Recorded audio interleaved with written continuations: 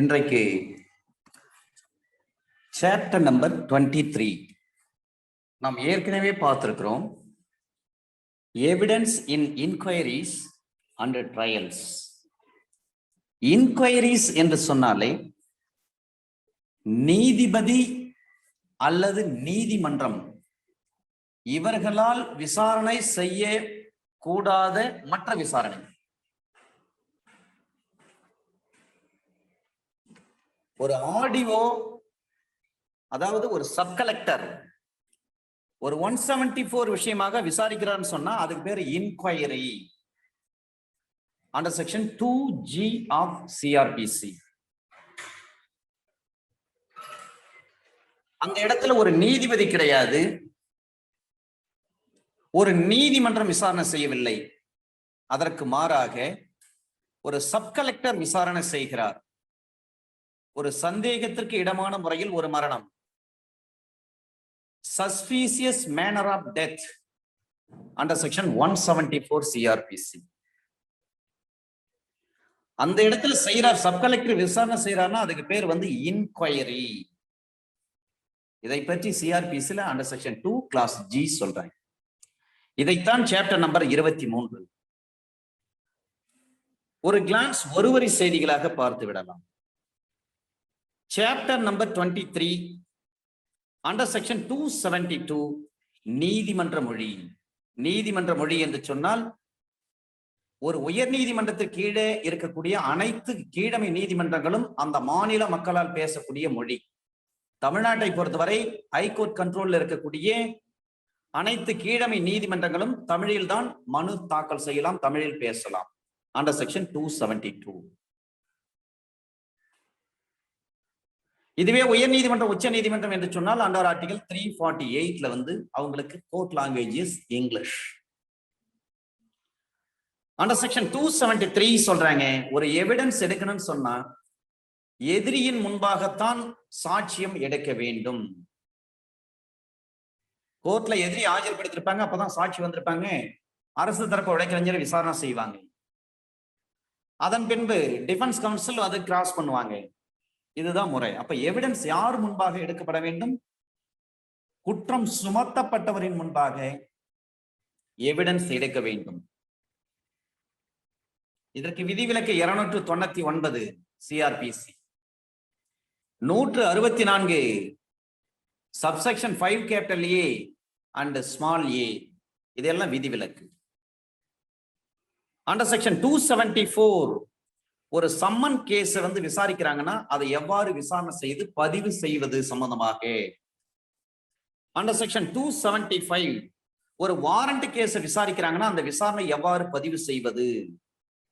Under section 276 ஒரு court of session மாவட்ட அமர்வு நீதிமன்றம் ஒரு வழக்கை விசாரணை செய்கிறார்கள் என்று சொன்னால் அதை எவ்வாறு பதிவு செய்வது. அண்டர் செக்ஷன் 277 ஒரு சாட்சியத்தை பதிவு செய்வதற்கான மொழி என்ன, அவருக்கு புரிகிற மொழியில தான் நம்ம பதிவு செய்யணும், பிறகு அவருக்கு படித்து காட்ட வேண்டும். மொழி தெரியாத ஒரு நபர் வந்து சாட்சியம் அளிக்கிறார் ஒரு சம்பவம் சார்பாக தமிழ்நாட்டுல, அவருக்கு எந்த மொழி தெரியுமோ அந்த மொழியில வந்து அதை பதிவு செய்துக்கணும். அப்ப இன்டர்பிரட்டர் அங்கே வேண்டும், டிரான்ஸ்லேட்டர் வேண்டும். இதைத்தான் அண்டர் செக்ஷன் 277 சொல்கிறது. அண்டர் செக்ஷன் 278 ஒரு சாட்சியம் எடுக்கப்பட்டு அது முடிந்ததும் அதை பொறுத்து என்ன நடைமுறை, எவிடன்ஸ் எடுத்து முடிச்சிட்டாங்க, அதன் பிறகு என்ன ப்ரொசீஜர், எவிடன்ஸ் கம்ப்ளீட் ஆயிட்டா என்ன ப்ரொசீஜர். அண்டர் செக்ஷன் 279 எதிரிக்கு குற்றம் சுமத்தப்பட்ட நபருக்கோ அல்லது அவருடைய வழக்கறிஞர்களுக்கோ அந்த சாட்சியத்தை மொழிபெயர்த்து கூற வேண்டும். அண்டர் செக்ஷன் 280 சாட்சியினுடைய நடை உடை பாவனை பற்றி குறிப்பிடுதல், remarks respecting demeanour of witness. Under section 280 ஒரு சாட்சி வந்து நீதிமன்றத்தில் சாட்சியம் அளிக்கிறார் என்று சொன்னால் அவருடைய நடை உடை பாவனை வந்து ஜட்ஜி கவனிப்பாங்க. அண்டர் செக்ஷன் 281 எதிரியை வந்து விசாரணை செய்வது, record of examination of accused. Under section 282 ஒரு interpreter to be bound to interpret truthfully. ஒரு மொழிபெயர்ப்பாளர் இருக்கிறார் என்று சொன்னால் நீதிமன்றத்தில் எந்த சாட்சியத்திற்கு அவரை அமர்த்தப்பட்டிருக்கிறார்களோ அதற்கு ஏற்றார் போல் உண்மையாக மொழிபெயர்க்க வேண்டும். ஏனென்று சொன்னால் நீதிபதியும் கோர்ட்டும் டிஃபென்ஸ் கவுன்சிலும் அந்த மொழிபெயர்ப்பாளரை நம்பிதான் இருக்கிறார்கள். எனவே உண்மையைத்தான் அவர் மொழிபெயர்க்க வேண்டும். அண்டர் செக்ஷன் 283 ரெக்கார்ட் இன் ஹை கோர்ட். உயர் நீதிமன்றத்தில் ஒரு வழக்கை பற்றி பதிவு செய்வது, சாட்சியத்தை பற்றி பதிவு செய்வது. இதுவரை சாப்டர் நம்பர் 23 பார்ட் A நாம் பார்த்திருக்கிறோம். Now we are entering into under section 284 of CRPC. இந்த 284 இதை பற்றி நாம் படிக்க வேண்டும் என்று சொன்னால் சிம்பிளி என்ற ஒரு வார்த்தையை நாம் நினைவில் வைத்துக் கொள்ள வேண்டும். இன்னும் நிறைய வார்த்தைகள் இருக்கிறது, இருந்தாலும் சிம்பிளி என்ற வார்த்தையை நாம் நினைவில் வைத்துக் கொள்ள வேண்டும். S stands for selling a property. ஒரு சொத்தை விற்பனை செய்வது சம்பந்தமாக ஒரு கமிஷன் அமைக்கலாம், ஒரு ஆணையம் அமைக்கலாம். I stands for investigation. அந்த வழக்கை புலன் விசாரணை செய்வதற்காக ஒரு ஆணையம் அமைக்கலாம். M stands for ministerial work. அது ஃபார்மல் ஒர்க்கா இருக்கலாம் அல்லது பிரெயின் அப்ளைடு ஒர்க்கா இருக்கலாம். அதற்கு ஒரு விசாரணை ஆணையத்தை அமைக்கலாம். P stands for partition. ஒரு சொத்தை பாக பிரிவினை செய்வதற்காக ஒரு கமிஷன் அமைக்கலாம். L stands for local inspection. ஒரு சம்பவ இடத்தை நேரில் வந்து விசாரணை செய்வதற்காக, இன்ஸ்பெக்ட் பண்ணுவதற்காக ஒரு கமிஷன் அப்பாயிண்ட் பண்ணலாம். E stands for to record evidence. அங்கே வந்து சாட்சியத்தை பதிவு செய்வதற்காக ஒரு கமிஷன் அமைக்கலாம். A stands for accounts verification. ஒரு கணக்கு வழக்கு இருக்கிறது என்று சொன்னால் அவற்றை வெரிஃபை பண்ணுவதற்கு, சரிபார்ப்பதற்கு, கணக்கு வழக்கெல்லாம் ஒழுங்காக இருக்கிறதா என்று சொல்லி சரிபார்ப்பதற்கு அந்த கமிஷன் அமைக்கலாம். இந்த லிஸ்ட் வந்து போயிட்டே இருக்கும். இந்த கமிஷன் எதற்காக அமைக்கிறோம்? அப்படியே நம்ம சிபிஸ்ல பாக்குறோம்னு சொன்னா அண்டர் ஆர்டிகல் 26 சொல்றாங்க கமிஷனை பற்றி, ஒரு ஆணையங்கள் எதற்காக அமைக்கப்படுகிறது என்று சொல்லி. எனவே கமிஷன் என்று சொல்லி வந்தாலே நீங்கள் சிம்பிளி என்ற வார்த்தை மறக்க கூடாது. S stands for selling a property. I stands for investigation. M stands for ministerial work. அது ஃபார்மல் ஒர்க்கா இருக்கலாம் அல்லது பிரெயின் அப்ளிகேஷன் ஒர்க்கா இருக்கலாம், எது வேண்டுமானாலும் இருக்கலாம். P stands for partition. L stands for local inspection. E stands for to record evidence. A stands for accounts verification. இது போன்ற காரியங்களுக்கு ஆர்டர் 26 சிபிஸ்ல கமிஷன் அமைக்கிறாங்க. ஆர்டர் 26 சிபிஸ்ல கமிஷன் சொல்லப்பட்ட விஷயங்களை அப்படியே நம்ம சிஆர்பிசிக்கும் பயன்படுத்த முடியும். Under section 284 commission. ஒரு கமிஷன் எதற்காக அமைக்கப்படுகிறது? when attendance of witness may be dispensed with and commission issued.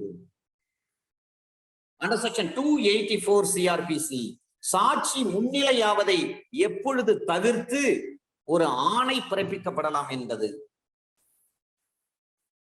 இந்த சட்டத்தின்படி ஒரு வழக்கை விசாரணை செய்கிறார்கள், அந்த வழக்கில் ஏதேனும் பரிசீலனை செய்யப்படுகிற பட்சத்தில் அல்லது வேறு எந்த ஒரு நடவடிக்கையாக இருந்தாலும் கூட இது சம்பந்தமாக ஒரு கமிஷன் அமைக்க முடியும்.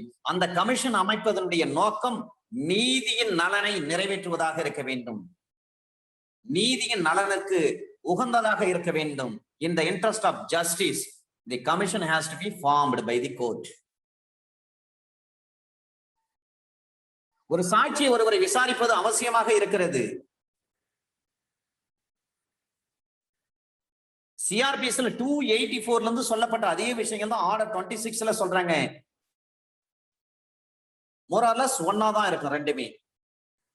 ஒரு நபரை விசாரிக்க வேண்டும், அந்த வழக்கின் சூழ்நிலைகளை கவனிக்கின்ற பொழுது அந்த சாட்சி நீதிமன்றத்தில் முன்னிலை ஆவதற்கு, நீதிமன்றத்தில் வந்து ஆஜர் ஆவதற்கு ஒரு காலதாமதம் ஏற்படலாம், அல்லது செலவுகள் அதிகமா ஏற்படலாம், அல்லது அசௌகரியம் ஏற்படலாம். இது நியாயமானது கிடையாதுன்னு சொல்லி நீதிமன்றம் நினைக்கின்ற பொழுது ஒரு கமிஷனை அப்பாயிண்ட் பண்ணுவாங்க. இதுல ஒரு பிரவீசோ கொடுத்திருக்கிறாங்க. இந்தியாவை பொறுத்தவரை ஒரு குடியரசுத் தலைவரோ, துணை குடியரசுத் தலைவரோ, அது மாநிலத்தினுடைய ஒரு ஆளுநரோ அல்லது ஒரு ஆட்சியாளரோ இவர்களை எல்லாம் சாட்சியாக விசாரணை செய்வது என்பது நீதியின் நோக்கங்களை நிறைவேற்றுவதற்கு அவசியமாக இருக்கும் பட்சத்தில் இவர்களை நீங்க கோர்ட்டு கூப்பிட்டு விசாரிக்க முடியுமா? இந்திய குடியரசுத் தலைவராக தேர்ந்தெடுக்கப்பட்ட வி கிரி அவர்கள் உச்ச நீதிமன்றத்தில் சாட்சியம் அளித்திருக்கிறார். இந்த கொஸ்டின் எல்லா இடத்துலயும் கேட்கிறாங்க சார், ஜுடிஷியல் எக்ஸாம்ல. அப்போ ஒரு குடியரசுத் தலைவரோ அல்லது துணை குடியரசுத் தலைவரோ, ஆளுநரோ, துணைநிலை ஆளுநரோ அல்லது முக்கிய பிரமுகர்களோ இவர்களை விசாரணை செய்ய வேண்டும் என்ற ஒரு அவசியம் இருக்கும் பட்சத்தில், அது நீதியின் நலனுக்கு உகந்தது என்று நீதிமன்றம் கருதும் பட்சத்தில் அந்த நபர்களிடம் விசாரணை செய்வதற்காக ஒரு ஆணையத்தை நீதிமன்றம் அமைக்கலாம். குடியரசுத் தலைவர்கிட்ட விசாரணை பண்ணுமா, ஒரு கமிஷன் அமைச்சு அந்த கமிஷன் போயிட்டு விசாரிப்பாங்க. கமிஷன் யாருங்க? ஒரு அட்வொகேட் தான் அப்பாயிண்ட் பண்ணுவாங்க. அண்டர் செக்ஷன் 284 சப்செக்ஷன் 2ல சொல்றாங்க, அந்த நீதிமன்றம் வாதி தரப்பு சாட்சி ஒருத்தரை விசாரிக்கணும்னு சொல்றாங்கன்னா அதுக்கு ஒரு உத்தரவு போட்டிருக்கும் பட்சத்தில் அதற்கான செலவினங்கள் கமிஷனருக்கு நாம தான் என்ன பண்ணும், டேட்டா கட்டணும். எவ்வளவு செலவு இருக்கோ அந்த செலவு எல்லாவற்றையும் உள்ளடக்கி நாம தான் என்ன பண்ணும். அது மட்டுமல்ல, எதிரிக்கு ஏற்படக்கூடிய செலவுகளை கொடுப்பதற்காக நீதிமன்றம் நியாயமாக கருதக்கூடிய ஒரு தொகையை யார் மனு போட்டு விசாரிக்கணும்னு சொல்றாங்களோ அவங்க செலுத்தணும். வாதி தரப்பு செலுத்த வேண்டும். ஒரு கமிஷன் போட்டு ஒருத்தர் விசாரிக்கிறாங்க, அந்த கமிஷன் போறாங்கன்னு சொன்னா அவங்களுக்கான செலவு, போக்குவரத்து செலவு, அவங்களுக்கான பேட்டா என்னவோ அதை எல்லாத்தையும் நாம தான் பே பண்ணணும். இப்ப யாரு? வாதி தான் பண்ணணும். அண்டர் செக்ஷன் 284 சப்செக்ஷன் 1ல சொல்றாங்க, நீதி நலனுக்கு உகந்தது ஒரு வழக்கு விஷயமாக ஒரு நபரை விசாரிக்கணும்னு சொன்னாங்கன்னா ஒரு கமிஷன் அமைக்கலாம். எதற்காக கமிஷன் அமைக்கிறாங்க? அந்த சாட்சியால கோர்ட்டுக்கு சாட்சி சொல்ல முடியாத ஒரு சூழ்நிலை இருக்கும் பட்சத்தில், உடம்பு சரியில்லாம இருப்பாங்க, பெட் ரிட்டன் ஸ்டேஜ்ல இருக்கலாம், அல்லது இன்ஃபர்மா இருப்பாங்க, சிக் ஆயிடுவாங்க, ரொம்ப தூரத்துல இருப்பாங்க, அவங்களெல்லாம் வர வச்சுட்டு இருக்க முடியாது. அப்ப என்ன செய்யலாம்? ஒரு கமிஷன் அமைச்சு ஒரு அட்வொகேட்டை என்ன பண்ணலாம், அவர் தான் கமிஷனர் அப்பாயிண்ட் பண்ணி அவரை அனுப்பி என்ன பண்ணலாம், விசாரணை செய்யலாம். ப்ரொவிசோல சொல்றாங்க, குடியரசுத் தலைவர், துணை குடியரசுத் தலைவர் போன்ற ஆளுநர்கள் போன்ற முக்கிய பிரமுகர்களை விசாரிக்கின்ற பொழுது ஒரு கமிஷன் அமைச்சு அவங்க கிட்ட விசாரிக்கலாம். அந்த விசாரணை என்பது அந்த வழக்குக்கு மிக முக்கியமாக தோன்றும் பட்சத்தில் கமிஷன் அப்பாயிண்ட் பண்ணலாம். சப்செக்ஷன் 2ல சொல்றாங்க, அந்த மாதிரி கமிஷன் அப்பாயிண்ட் பண்றீங்கன்னா அதற்கான செலவினங்கள்லாம் பாதி தான் என்ன பண்ணணும், செலுத்தணும்.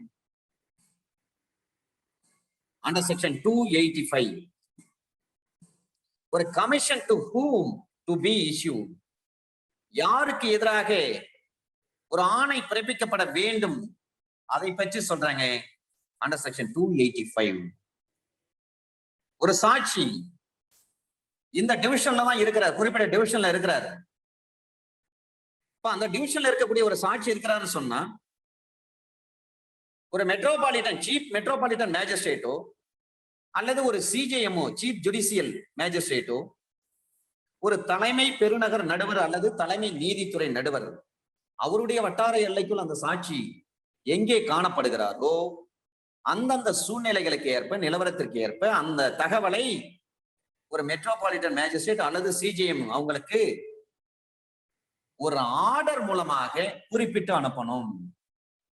நாங்க கமிஷன் அப்பாயிண்ட் பண்ணிருக்கோம், அவரை விசாரிக்க முடியாத சூழ்நிலை இருக்கிறது, அதனால கமிஷன் அப்பாயிண்ட் பண்ணிட்டோம், உங்களுடைய ஜூரி செக்ஷன்ல தான் அவர் காணப்படுறாரு, அந்த சாட்சி இருக்கிறாரு, எனவே அவருக்கு நாங்க கமிஷன் இஷ்யூ பண்றோம் அப்படின்னு சொல்லி ஒரு குறிப்பை சிஜேஎம்க்கு அல்லது சிஎம்எம்க்கு அந்த ஜுடிஷியல் மேஜிஸ்ட்ரேட் அனுப்ப வேண்டும். அண்டர் செக்ஷன் 285 சப்செக்ஷன் 2ல சொல்றாங்க, சாட்சி இந்தியாவில இருந்து ஆனால் இந்த சட்டம் எந்த அளவுக்கு பொருந்துமோ அந்த பகுதியில், சரி பொருந்தாத பகுதிகள் இருக்கிறது இல்லைங்களா, பொருந்தாத பகுதிகள் எது?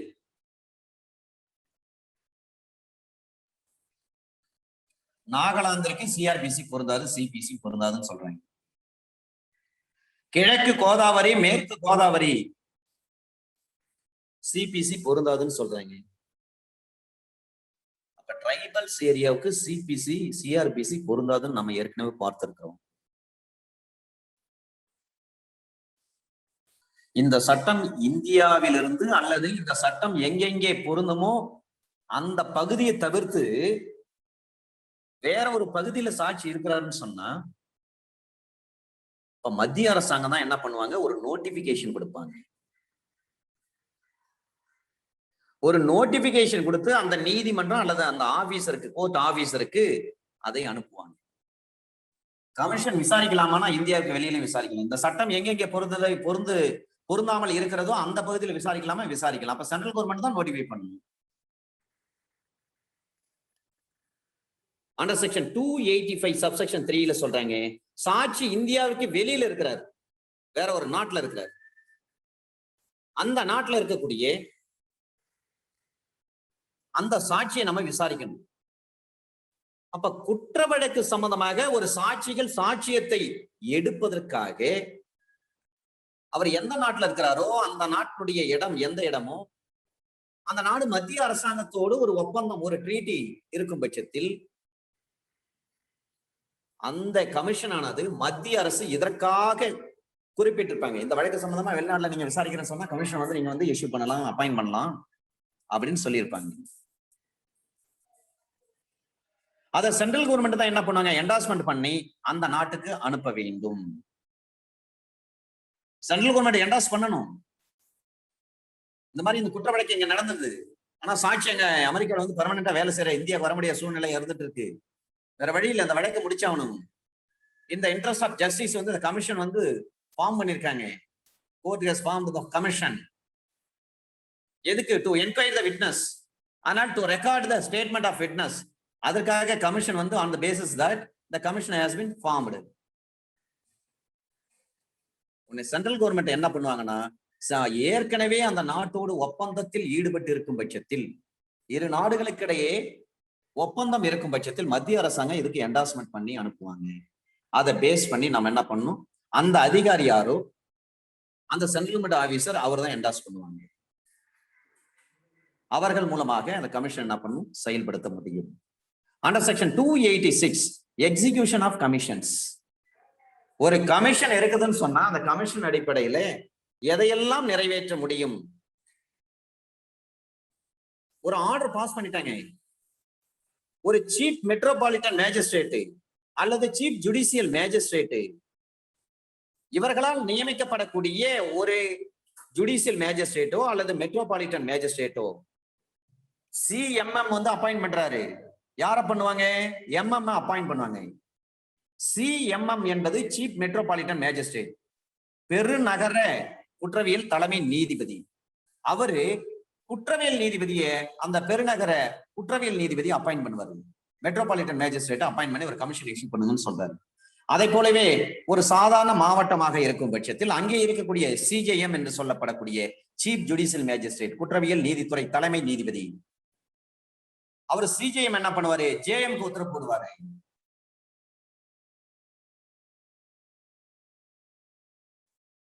நீங்க இந்த சாட்சி வந்து ஒரு ஆர்டர் பாஸ் பண்ணி அந்த சாட்சி எந்த இடத்துல இருக்கிறாரோ அந்த இடத்துக்கு போயிட்டு இந்த சட்டத்தின்படி சிஆர்பிஎஸ்ல என்ன சொல்லப்பட்டிருக்கிறதோ ஒரு வாரண்ட் வழக்குகளுக்கான விசாரணையை இருக்கும் பட்சத்தில் அது எந்த முறையில் சாட்சியத்தை பதிவு செய்து கொள்ள வேண்டுமோ அந்த முறையில் நீங்க பதிவு செய்ய வேண்டும். வாரண்ட் ப்ரொசீஜர்னா எந்த செக்ஷன் சொல்றாங்க? அண்டர் செக்ஷன் 274 சொல்றாங்க சம்மன் ப்ரொசீஜர், 275 சொல்றாங்க வாரண்ட் ப்ரொசீஜர், 276 சொல்றாங்க செஷன்ஸ் ப்ரொசீஜர். எனவே 275 படி வாரண்ட் ப்ரொசீஜரா இருக்கும் பட்சத்தில் அந்த முறையில் அந்த சாட்சியத்தை என்ன பண்ணும், ரெக்கார்ட் பண்ணும். இப்ப வாரண்ட் ப்ரொசீஜர்ல ஒரு கோர்ட்டுக்கு என்னென்ன அதிகாரம் இருக்கிறதோ அந்த அதிகாரம் எல்லாம் இந்த கமிஷனுக்கு உண்டு. அண்டர் செக்ஷன் 287 பாத்தீங்கன்னா பார்ட்டிஸ் மே எக்ஸாமின் விட்னஸஸ், தரப்பினர்கள் சாட்சிகளை விசாரிக்கலாம் என்பது. நீங்க அப்படியே நீங்க பாருங்க,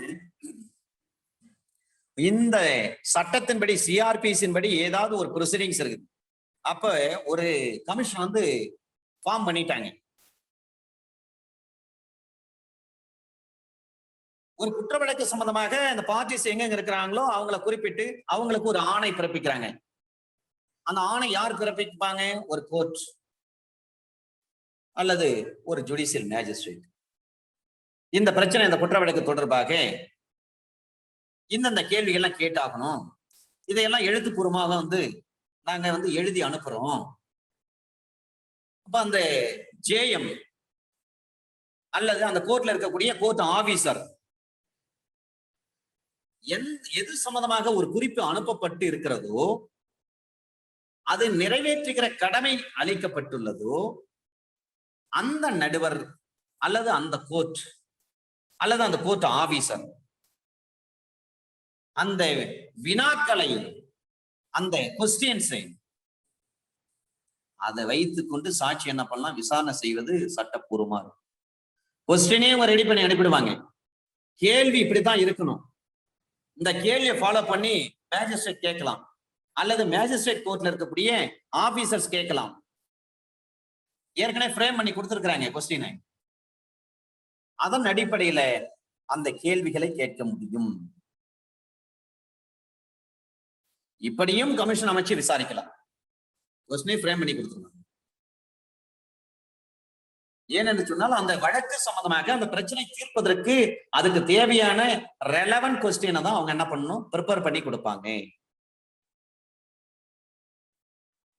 அண்டர் செக்ஷன் 287 சப்செக்ஷன் 2ல சொல்றாங்க. அப்ப அந்த கோர்ட் அல்லது அந்த ஜட்ஜி என்ன செய்வாங்கன்னா, அல்லது அந்த கோர்ட் ஆபீசர் என்ன செய்வாங்கன்னா, எந்த பார்ட்டிஸ் அவங்களுடைய அட்வொகேட் யார் இருக்காங்களோ அவங்க மூலமாக என்ன பண்ணலாம், நீங்க முன்னிலை ஆகுங்க, நீங்க கோர்ட்ல ஆஜராகுங்க அப்படின்னு சொல்லி கேட்டுக்கலாம். யாரே விட்னஸ். அப்ப அந்த பார்ட்டிஸ் ஒருவேளை போலீஸ் கஸ்டடியில இல்லாத பட்சத்துல அவரே சாட்சியை என்ன பண்ணலாம், விசாரிக்கலாம் அல்லது குறுக்கு விசாரணை செய்யும், மறு விசாரணை செய்யும் முடியும். இதை எளிமையா சொல்ல வேண்டும் என்று சொன்னால், பார்ட்டி இன் பர்சன் நாம் போடுறோம். பார்ட்டி இன் பர்சன் எதற்காக வருகிறது? ஒரு வழக்கறிஞரை வச்சு அவர் கேஸ் நடத்திக்கலாம். இல்லையா, வழக்கறிஞர் தேவையில்லை, என் கேஸ் நானே நடத்துகிறேன்னு சொல்லிட்டு அவர் பார்ட்டி இன் பர்சனா அந்த வழக்கில் ஆஜராகி அந்த வழக்கினுடைய எல்லா வாத பிரதிவாதங்கள் எல்லாத்தையும் கலந்துக்கலாம். Examination, chief and cross examination, re examination எல்லாமே கலந்துக்கலாம். எல்லாமே அவரே விசாரிச்சு அவரே கேஸ் நடத்தலாம். அதுதான் இங்க சொல்றாங்க. ஒரு கோர்ட் அல்லது ஒரு ஜட்ஜி என்ன பண்றாரு, அல்லது ஒரு கோர்ட் ஆபீசர், அந்த நீதிமன்ற அலுவலர், அந்த பார்ட்டிஸ் எல்லாம் வக்கீல் மூலமா நீங்க ஆஜராகலாம்னு சொல்றாங்க. அப்படி இல்லைன்னா அந்த பார்ட்டிஸ் போலீஸ் கஸ்டடியில இல்லை, அவரே என்ன பண்ணலாம், அந்த சாட்சியை விசாரிக்கும், குறுக்கு விசாரணை செய்யும், அவருக்கு மறு விசாரணை செய்யும், அவருக்கு அதிகாரம் கொடுக்கப்பட்டிருக்கிறது. இதுதான் அண்டர் செக்ஷன் 287 சப்செக்ஷன் 2.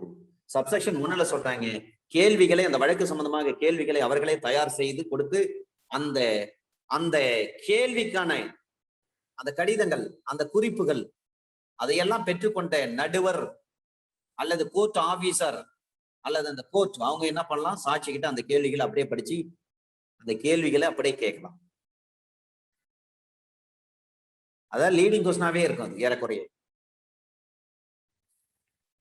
சப்செக்ஷன் 2ல சொல்றாங்க, அந்த சாட்சி என்ன பண்ணலாம், வக்கீல் மூலமாக நீங்க உங்க வழக்கறிஞர் மூலமாக நீங்க கோர்ட்ல ஆஜராகலாம்னு சொல்லணும்.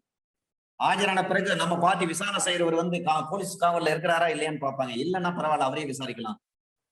அவருக்கு முதல் விசாரணை செய்வதற்கும் குறுக்கு விசாரணை செய்வதற்கும் மறு விசாரணை செய்வதற்கும் அதிகாரம் அளிக்கப்பட்டிருக்கிறது. இதெல்லாம் எக்ஸாம் பாயிண்ட் ஆஃப் வியூ கிடையாது, நாம ஜெனரலா தெரிஞ்சீங்கன்னா போதும். ஆனா கமிஷனை பற்றி கேள்வி கேட்டிருக்கிறாங்க, அதனால இதையும் நாம சற்று கூர்மையாக படிக்க வேண்டும். Under section 288 return of commission. Commission வந்த வேலை முடிஞ்ச பிறகு எப்போ ரிட்டர்ன் ஆகுவாங்க, அல்லது இடையில ஏதாவது பயாசா செயல்படுறாங்கன்னா எப்படி ரிட்டர்ன் ஆகலாம், சில விஷயங்களை பற்றி இங்க சொல்றாங்க. அண்டர் செக்ஷன் 284 படி ஒரு கமிஷன் விசாரணை ஆணையம் ஒன்று அமைக்கப்பட்ட பிறகு அதன்படி சாட்சிகள் எடுத்து வாக்குமூலங்கள் எல்லாம் பதிவு செய்துட்டாங்க. அப்ப இந்த கமிஷன் யார் அமைச்சாங்க, எந்த கோர்ட் அமைத்தாங்களோ, எந்த நீதிபதி அமைத்தார்களோ அவர்களுக்கு என்ன பண்ணும், அந்த வாக்குமூல காப்பி எல்லாவற்றையும் கொண்டு போய் கொடுக்கணும். இதையெல்லாம் கொண்டு வந்து எங்ககிட்ட நீங்க கமிஷன் அமைச்சிருக்கோம், நாங்க தான் கமிஷனை இஷ்யூ பண்ணோம், நாங்க தான் ஃபார்ம் பண்ணியிருக்கோம், உங்களை அப்பாயின்ட் பண்ணோம், நீங்க விசாரிச்சிருக்கீங்களா, விசாரிச்சிருக்கீங்க சாட்சிக்கிட்ட, விசாரணை செய்த ரெக்கார்ட்ஸ் எல்லாத்தையும் என்ன பண்ண கோர்ட்ல கொண்டு வந்து சப்மிட் பண்ணணும். அதன் பிறகு அந்த கோர்ட் அல்லது ஜட்ஜி என்ன பண்ணுவாங்க, அதை திருப்பி அனுப்புவாங்க. இது போன்று அனுப்பப்பட்ட எந்த ஒரு ஆணையும் அதை திருப்பி அனுப்பிய குறிப்பு இருந்துச்சுன்னா அந்த குறிப்பு இருக்கணும். அந்த சாட்சியம், அந்த வாக்கு மூலம் ஒரு நியாயமான எல்லா நேரங்களிலும் அந்த தரப்பினுடைய ஆய்வுக்கு வசதியாக வைக்கப்படுதல் வேண்டும். ஏனென்று சொன்னால், நாங்க தான் கமிஷன் அமைச்ச போர்ட் மூலமாக இந்த கமிஷனர் வந்தாரு, அட்வொகேட் கமிஷனர் வந்தாரு, விசாரிச்சாரு, உங்ககிட்ட சாட்சி கிட்ட விசாரிச்சாரு, விசாரிச்சதெல்லாம் ரெக்கார்ட் பண்ணிருக்காரு, ரெக்கார்ட் பண்ணதெல்லாம் கோர்ட்டு கொண்டு வந்து கொடுத்திருக்காரு. உங்களுக்கு ஏதாவது டவுட்னா நீங்களும் வந்து வெரிஃபை பண்ணிக்கலாம், யாரே பார்ட்டிக்கிட்டு.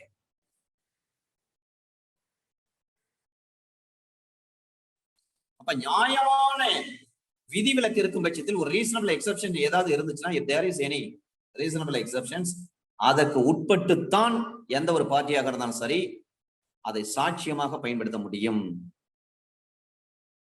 எனவே ஒரு கமிஷன் அமைத்து ஒரு சாட்சி வந்து விசாரணை பண்ணுன்னு சொல்றாங்க, அதை பேஸ் பண்ணி கமிஷன் அமைக்கிறாங்க.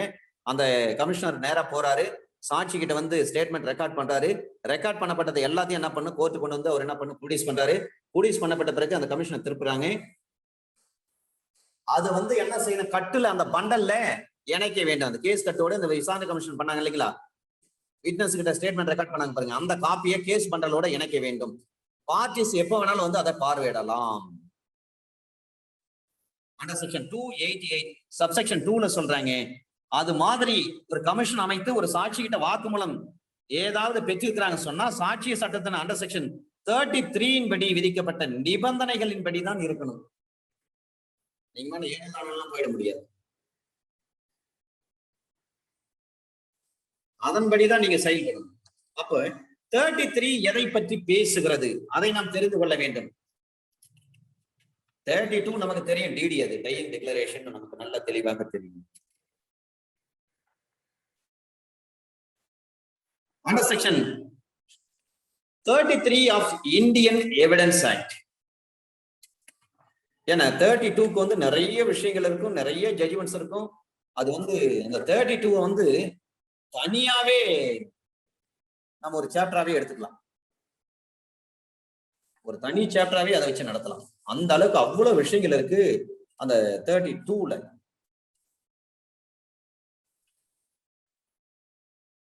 அதை பற்றி லார்ட்ஷிப் வந்து நிறைய விஷயங்களை சொல்லியிருக்கிறாரு.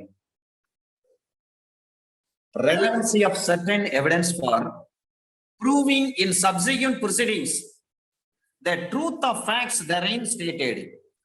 குறிப்பிட்ட சாட்சியத்தில் சொல்லப்பட்ட சங்கதிகளின் உண்மையை பிந்தைய நடவடிக்கைகளை நிரூபிப்பதற்காக அந்த குறிப்பிட்ட சாட்சியத்தின் தொடர்புடைமை. Relevancy of certain evidence of proving in subsequent proceedings, பிந்தைய நடவடிக்கையில் நிரூபிப்பதற்காக. இப்ப சாட்சி எடுக்கிறாங்கன்னா எடுத்துட்டு என்ன பண்ண, பின்னாடி வந்து கேஸ் நடத்துறப்ப அதை வந்து ப்ரூவ் பண்ணணும்.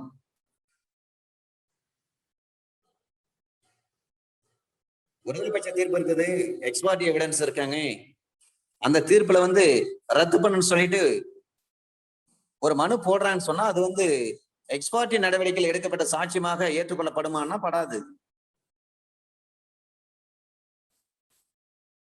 எனவே அண்டர் செக்ஷன் 288 சிஆர்பிசி சப்செக்ஷன் 2ஐ படிக்கின்ற பொழுது Indian evidence act under section 33யோடு இணைத்து பார்க்க வேண்டும்.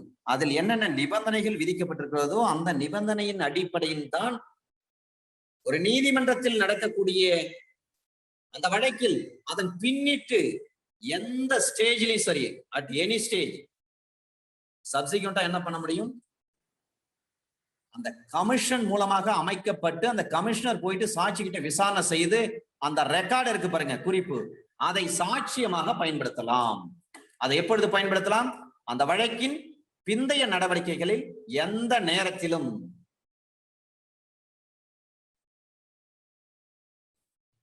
அண்டர் செக்ஷன் 289 அட்ஜார்ன்மெண்ட் ஆஃப் ப்ரொசீடிங்ஸ், இங்கேயும் அட்ஜார்ன்மெண்ட் வருது. 309ல ஒரு அட்ஜார்ன்மெண்ட், 289ல ஒரு அட்ஜார்ன்மெண்ட் பண்றோம். 231 சப்செக்ஷன் 2 டெஃபர் பெட்டிஷன், அங்கேயும் ஒரு அட்ஜார்ன்மெண்ட். இப்ப எத்தனை இடத்துல அட்ஜாயின்மெண்ட் வருது பாருங்க. கமிஷன் அமைக்கிறாங்க 145 நிலம் அல்லது நீர் சம்பந்தமாக பிரச்சனை, அதுல விசாரணை பண்றாங்க, அங்கேயும் அட்ஜாயின்மெண்ட் பண்ணலாம்.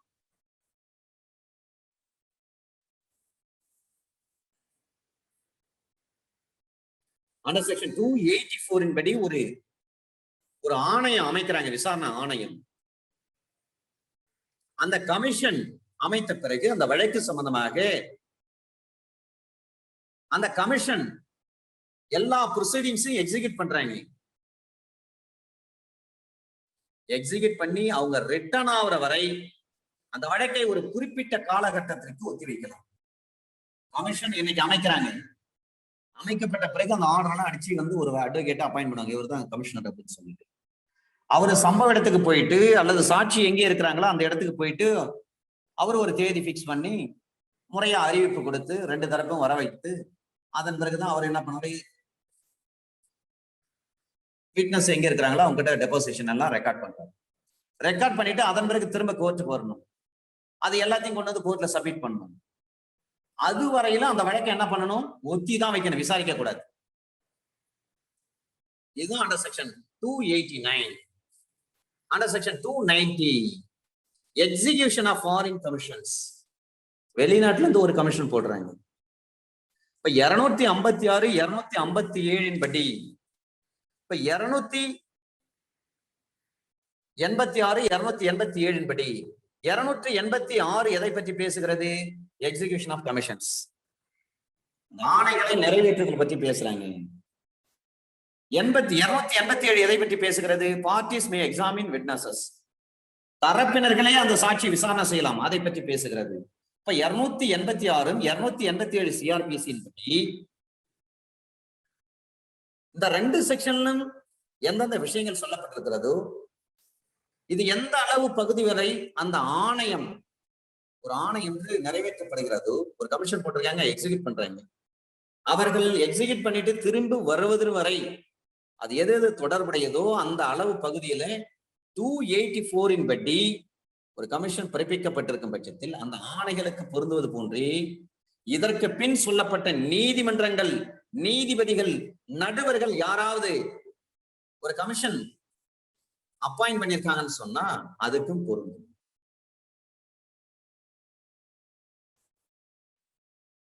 இந்திய நீதிமன்றங்கள் ஒரு கமிஷன் அமைச்சிருக்காங்கன்னா எந்த அளவுக்கு பொருந்ததோ அதை போலவேதான் ஃபாரின் கமிஷனும்.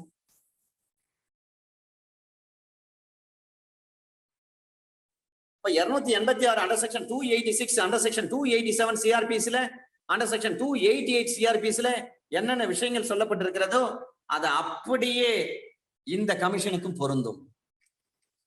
286 என்ன சொல்றாங்க, எக்ஸிகியூஷன் ஆஃப் கமிஷன் சொல்றாங்க, ஆணைகளை நிறைவேற்றுதல். 287 என்ன சொல்றாங்க, பார்ட்டிஸ் மே எக்ஸாமின் விட்னஸஸ், தரப்பினர்களை சாட்சி விசாரிக்கலாம்னு சொல்றாங்க. 288 என்ன சொல்றாங்க, ரிட்டர்ன் ஆஃப் கமிஷன், எல்லாம் விசாரணை முடிஞ்சிட்ட பிறகு அதன் பிறகு அந்த கமிஷன் வந்து ரிட்டர்ன் ஆகும், அதை பற்றி சொல்றாங்க. இதுதான் அண்டர் செக்ஷன் 290 சொல்றாங்க. 286 287 288 சிஆர்பிஸ்ல என்னென்ன விஷயங்கள் சொல்லப்பட்டு அதற்கு ஏற்ற மாதிரி அந்த கமிஷன் எக்ஸிக்யூட் பண்ணிருக்கிறாங்களோ, எக்ஸிக்யூட் பண்ணிட்டு திரும்பி வருவதற்கு அவங்க ரிட்டர்ன் ஆகும் பட்சத்தில் அது தொடர்புடைய பகுதி எதுவாக இருந்தாலும் சரி 284 படி பிறப்பிக்கப்பட்டிருக்கக்கூடிய அந்த கமிஷன் அந்த ஆணைகளுக்கு பொருந்துவது போன்று இதற்கு பின் சொல்லப்பட்ட நீதிமன்றங்கள், நீதிபதிகள், நடுவர்கள் யாராக இருந்தாலும் சரி அவர்கள் எந்த அளவுக்கு ஒரு கமிஷனை வந்து ஃப்ரேம் பண்ணிருக்காங்களோ, இஷ்யூ பண்ணிருக்காங்களோ, ஃபார்ம் பண்ணிருக்காங்களோ அதே மாதிரிதான் இதுக்கும் பொருந்தும். சப்செக்ஷன் 2ல சொல்றாங்க, அண்டர் செக்ஷன் 290 சப்செக்ஷன் 2 அதுல சொல்றாங்க, கிளாஸ் 1ல சப்செக்ஷன் 1ல என்னென்ன விஷயங்கள் குறிப்பிட்டிருக்காங்களோ ஒரு நீதிமன்றங்கள், நீதிபதிகள், நடுவர்கள் சொல்லி அவர்களை பற்றி தான் under section 290 subsection 2 clause 1 sub clause ஏல சொல்றாங்க. இந்த சட்டம் எங்கெங்க பொருந்தாதோ, இந்தியாவில் உள்ள ஏதாவது ஒரு பகுதியில அதிகாரம் செலுத்தி வரும் மத்திய அரசு அறிவிப்பு மூலமாக இதற்காக குறிப்பிடக்கூடிய எந்த ஒரு நீதிமன்றமும் எதுவாக இருந்தாலும் சரி நீதிபதி அல்லது நடுவரை குறிக்கும். சிஆர்பிசி எந்தெந்த பகுதியில பொருந்தவில்லையோ அது சம்பந்தமாக மத்திய அரசு தான் என்ன பண்றாங்க, ஒரு உத்தரவு பிறப்பிப்பாங்க, ஒரு நோட்டிபிகேஷன் கொடுத்து இந்த நீதிமன்றம் அல்லது இந்த நீதிபதி தான் இந்த நடுவரை தான் குறிக்கும். இவங்க தான் என்ன பண்ணலாம், கமிஷன் இஷ்யூ பண்ணலாம்னு சென்ட்ரல் கவர்மெண்ட் சொல்லுவாங்க. By notification in the official gazette. ஏன்னா சிஆர்பிசி பொருந்தாதுன்னு ஏற்கனவே சொல்லப்பட்டிருக்கு. அந்த இடத்துல ஒரு சாட்சி இருக்கிறாங்க, அவங்கள போய் விசாரிக்கணும். அப்ப எந்த முறையில விசாரிக்கணும்? சிஆர்பிசி அங்க not applicable for that area. In the meantime, how can we examine the witness in that area, in a particular area? பொருந்தாத இடத்திற்கு மத்திய அரசாங்கம் தான் ஒரு நோட்டிபிகேஷன் கொடுத்து அந்த ஏரியாவில் இருக்கக்கூடிய அந்த பகுதியில் இருக்கக்கூடிய நீதிபதி அல்லது நடுவர் அல்லது அந்த கோர்ட் ஆபீசருக்கு உத்தரவு போட்டு இங்க கமிஷன் வந்து நீங்க எக்ஸிக்யூட் பண்ணலாம்னு சொல்ல முடியும். இதுதான் under section 290 subsection 2 clause 1 sub clause ஏல சொல்றாங்க, சப் கிளாஸ் பில சொல்றாங்க. சென்ட்ரல் கவர்மெண்ட் ஒரு அறிவிப்பு கொடுக்குறாங்கன்னு சொன்னா அது இந்தியாவிற்கு வெளியே இருக்கக்கூடிய ஒரு நாடு அல்லது ஒரு இடமாக இருக்கும் பட்சத்தில் அந்த இடத்துல அதிகாரத்தை செலுத்தி யார் வருகிறார்களோ குற்ற வழக்கு சம்பந்தமாக சாட்சிகள் என்ன பண்ணணும், விசாரணை செய்வதற்கு ஒரு ஆணையம் பிறப்பிக்கலாம். அப்ப அந்த நாட்டுல இருக்கக்கூடிய அந்த இடத்துல இருக்கக்கூடிய அந்த இடத்துல அப்போதைக்கு என்ன சட்டம் அங்க செயல்படுத்தப்பட்டு வருகிறதோ அந்த சட்டத்தின்படி நீதிமன்றம் அல்லது நீதிபதி அல்லது நடுவரை குறிக்கும். அவங்க என்ன பண்ணலாம், ஒரு கமிஷனை அங்க அலோ பண்ணி விசாரணைக்கு செய்ய முடியும். Under section 290 subsection 2 clause 1 sub clause ஏல சொல்றாங்க, சிஆர்பிசி பொருந்தாத இடத்துக்கு கமிஷன் அமைக்கணும். என்னன்னா அந்த பகுதியில் இருக்கக்கூடிய ஏரி யாரோ அந்த ஜூரிஸ்டிக்ஷன்ல இருக்கக்கூடிய ஜட்ஜி அல்லது நீதிபதி அவங்க என்ன பண்ணலாம், அதை விசாரணை செய்ய முடியும். எவ்வாறு செய்ய முடியும்? மத்திய அரசு ஒரு நோட்டிபிகேஷன் கொடுத்தாங்கன்னா அதன்படி செயல்பட முடியும். ஏன்னா அங்க சிஆர்பிசி செயல்படாதுன்னு சொல்லி இருக்கிறாங்க. அந்த இடத்துல ஒரு சாட்சி இருக்கிறாங்க, அப்ப அவங்கள போயிட்டு விசாரிச்சு ஆகணும், வேற வழி இல்லை. அப்ப சென்ட்ரல் கவர்மெண்ட் நோட்டிபிகேஷன் கொடுக்கணும்னு சொல்றாங்க. இதுதான் under section 290 subsection 2 clause 1 sub clause ஏல சொல்றாங்க. சப் கிளாஸ் பில சொல்றாங்க, இந்தியாவிற்கு வெளியே இருக்கக்கூடிய ஒரு நாடு, இந்தியாவிற்கு அப்பால் இருக்கக்கூடிய பியாண்ட் இந்தியா, அந்த பிளேஸ்ல போயிட்டு ஒரு கமிஷன் விசாரிக்கணும்னு சொன்னாங்க. அந்த நாட்டுல எந்த சட்டம் நடைமுறையில் இருக்கிறதோ அப்போதைக்கு அமலில் இருக்கிறதோ அந்த சட்டத்தின்படி அதிகாரம் கொண்டிருக்கக்கூடிய அந்த நீதிமன்றம் அல்லது அந்த நீதிபதி அந்த நடுவரை தான் குறிக்கும். Under section 291 deposition of medical witnesses. 291 படிக்கின்ற பொழுது நீங்க Indian evidence act under section 45 படிக்க வேண்டிய, அங்கேயும் வந்து எக்ஸ்பர்ட் ஒப்பீனியன். மெடிக்கல் பிராக்டிஷனர் வந்து அவர் ஒரு எக்ஸ்பர்ட், அவருடைய சாட்சியம் ஏற்றுக்கொள்ளக்கூடிய சாட்சியம். ஒரு மெடிக்கல் எக்ஸ்பர்ட் இருக்கிறாரு, அண்டர் செக்ஷன் 45ல நம்ம பேஷண்ட் போட்டு வரவழைக்கிறோம், விசாரணை செய்யறோம். Under section 45 of Indian evidence act 1872 படி அது கன்க்ளூசிவ் ப்ரூஃபான கிடையாது. ஏன்னா சாட்சியம் அளிக்கிறவரு ஒரு மருத்துவர், அவர் வந்து ஒரு ப்ரூடென்ஷியல் பர்சன். அங்கேயும் தவறு நடப்பதற்கு வாய்ப்புகள் உண்டு.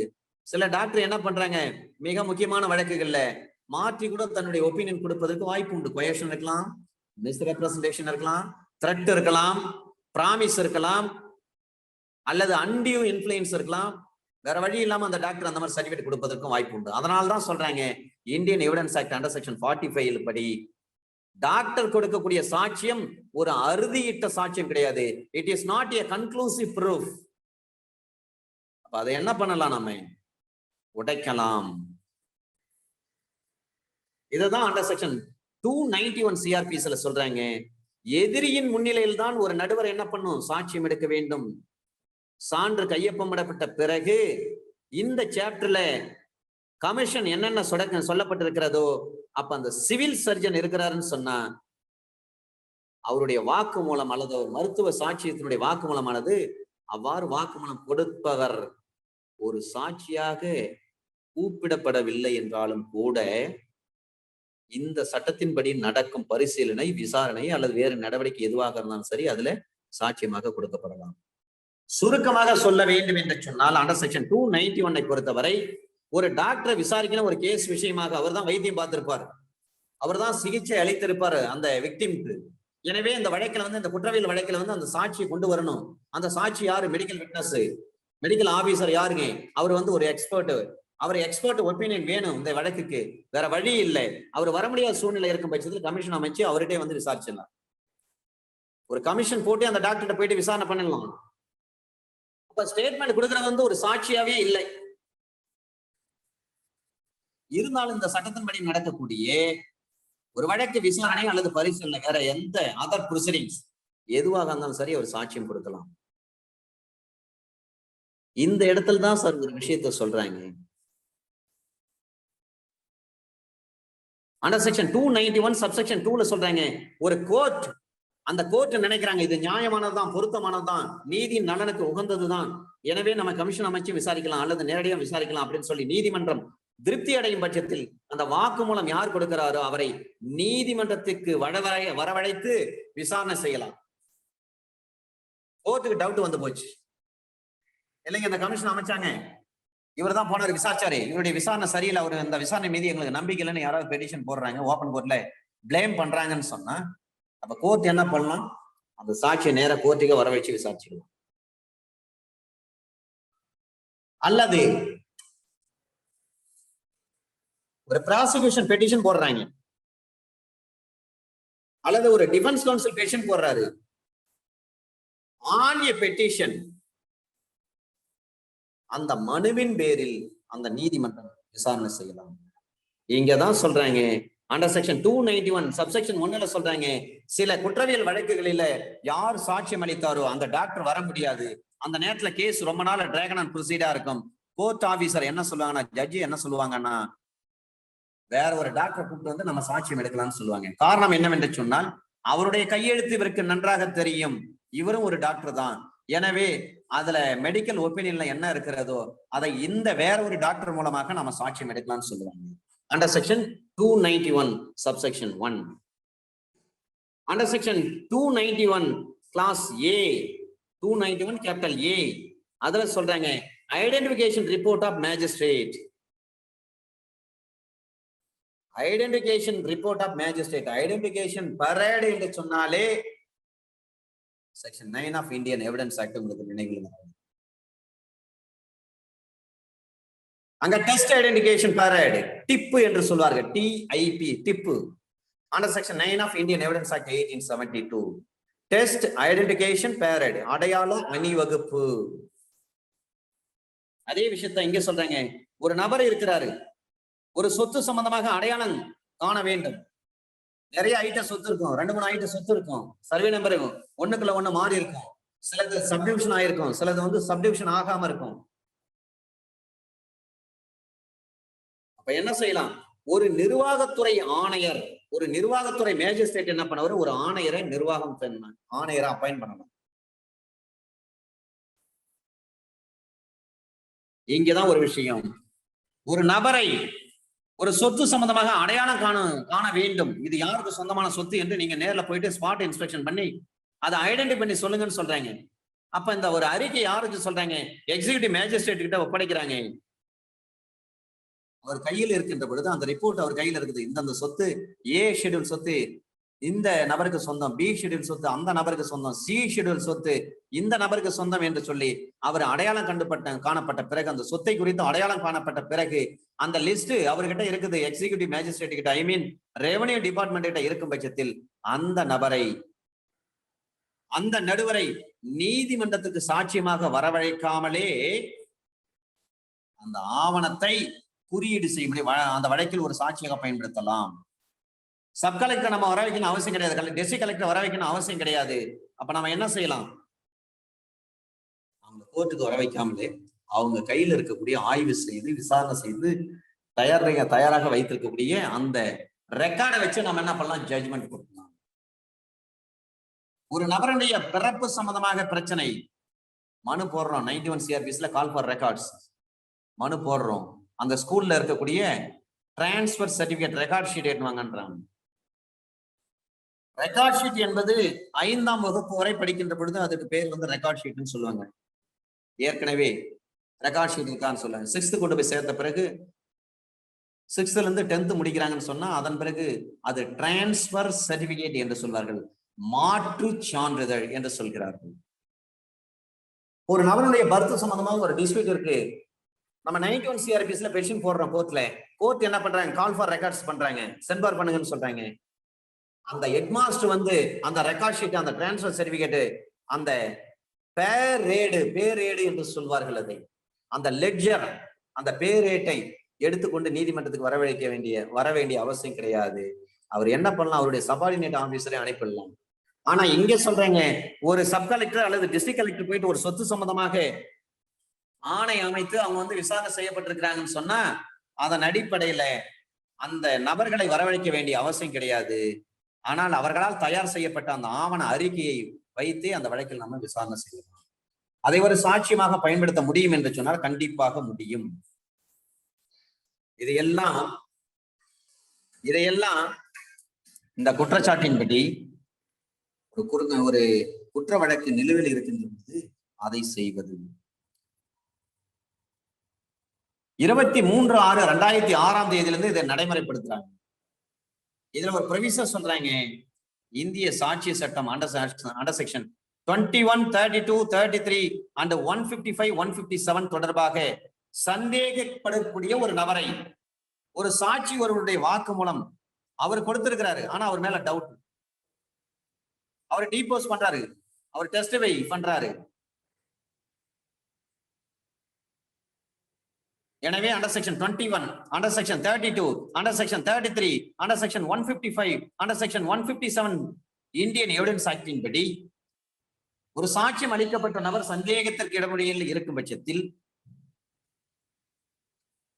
இந்த சட்ட பிரிவுகளுக்கு இல்லாம அந்த ஸ்டேட்மெண்ட்ஸை என்ன பண்ணலாம்னா சப்செக்ஷன் படி ஒரு சாட்சியமாக பயன்படுத்த முடியுமா என்று சொன்னால் முடியாது. ஏன் பயன்படுத்த முடியாது? இதுதான் கேள்வி. ஏன்னா அவர் சாட்சி கொடுக்கிறாரு, அதுல ஒண்ணும் தப்பு இல்லை. ஆனா அவர் மேல டவுட்டா இருக்கிறது, அப்ப அந்த சாட்சியை ஏற்றுக்கொள்ளப்பட முடியுமா? இதுதான் கேள்வி. சாட்சி ஏற்றுக்கொள்ளப்பட முடியுமா? முடியாது. எனவே அவர்களால் கொடுக்கப்படக்கூடிய சாட்சிகளை நாம் நம்ப தகுந்த சாட்சிகளாக ஏற்றுக்கொள்ளப்பட முடியாது. அப்ப அது ஒரு சாட்சியமா பயன்படுத்த முடியும்னா முடியாது. அண்டர் செக்ஷன் 21 எதை பற்றி பேசுகிறாங்க இருக்கு, proof of admissions against persons making them and by or on their behalf. ஏற்புரைகள் செய்தவர்களுக்கு எதிராகவும், யார் அட்மிஷன் பண்றாங்களோ அவங்களுக்கு எதிர்ப்பாகவும், மற்றும் ஏற்புரைகளை செய்தவர்கள் அல்லது அவர்கள் சார்பில் ஏற்புரைகளின் நிரூபணம். சந்தேகமா இருக்குன்னு சொன்னா அவங்களுக்கு எதிர்ப்பா அதை பயன்படுத்த முடியுமா? முடியும். ஒரு அட்மிஷன் போறாங்க, அந்த அட்மிஷன் proof of admissions வந்து எப்படி இருக்கும், against persons making them. Under section 21 அதான் சொல்றாங்க. 32ல என்ன சொல்றாங்க, இறந்து போனவர் அல்லது கண்டுபிடிக்க முடியாத ஒரு நபர்களால் அவர்களால் அளிக்கப்பட்ட ஒரு வாக்குமூலம். ஒரு வாக்குமூலம் கொடுத்துட்டு இறந்து போயிடுறாரு, டையிங் டிக்ளரேஷன். அல்லது கண்டுபிடிக்க முடியல, அந்த ஆள் வந்து ஏதோ ஒண்ணு எழுதி வச்சுட்டு போயிடுறாரு, ஏதோ சொல்லிட்டு போயிட்டாங்க. இது போன்ற சூழ்நிலையில டவுட் வந்து போச்சு. சில பேர் ஆள் மாறாட்டம் பண்றது செய்வாங்க, சும்மா வெளியில போய் மறைகிற மாதிரி மறைஞ்சிருவாங்க, காணாம கூட தன்னைத்தானே மறைத்துக் கொள்வார்கள். anybody can be conceal himself, அவங்களே மறைச்சுக்குவாங்க, ஆளே இல்லைன்னு சொல்லுவாங்க. இது மாதிரி நேரத்துல அவங்க மேல டவுட் இருக்கும், அந்த ஆள் அங்கதான் இருக்கிறாங்க, ஆனா போய் சொல்றாருங்க, போஸ்ட் ஆபீஸ போறப்ப மறைஞ்சிடுறாருங்க, ஆனா அங்கதான் இருக்கிறாரு எங்களுக்கு தெரியுங்க அப்படின்னு சொல்றாங்க. இப்ப இது போன்ற சூழ்நிலையில் இருக்கின்ற பட்சத்தில் அங்கே சந்தேகம் ஏற்படுகிறது.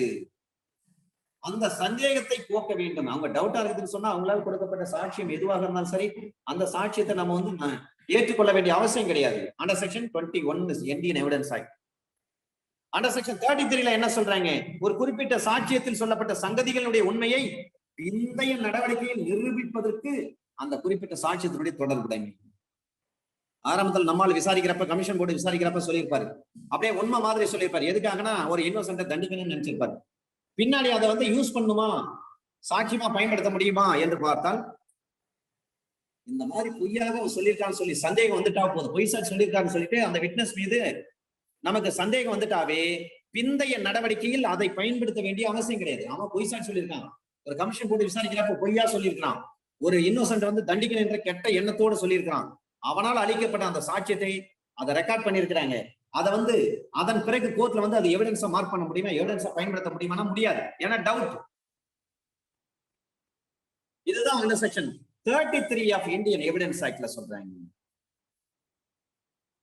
அதே போலவே இந்தியன் எவிடன்ஸ் ஆக்ட் 155 அங்க 155 அங்க சொல்றாங்க இவருடைய சாட்சி வந்து எந்த அளவுக்கு பயன்படுத்த முடியும் என்று சொல்றாங்க. சாட்சியினுடைய நேர்மையை தாக்குதல், இம்பீச்சிங் கிரெடிட் ஆஃப் விட்னஸ். அவர் உண்மையை சொல்றாரா பொய் சொல்றாரான்னு சொல்லிட்டு நாம இம்பீச்சிங், எதுக்கு? கிரெடிட் ஆஃப் விட்னஸ், அவருடைய நம்பகத்தன்மை, சாட்சியுடைய நம்பகத்தன்மை, கிரெடிபிலிட்டி ஆஃப் விட்னஸ் தான் வெரி இம்பார்ட்டன்ட். இததான் சொல்றாங்க வடிவேல் தேவர் கேஸ்ல wholly reliable, wholly unreliable, partly reliable, partly unreliable. எதுக்கு? credibility of witness. ஒரு சாட்சியுடைய நம்பகத்தன்மையை முழுமையாக நம்பலாம் அல்லது பகுதியாக நம்பலாம்.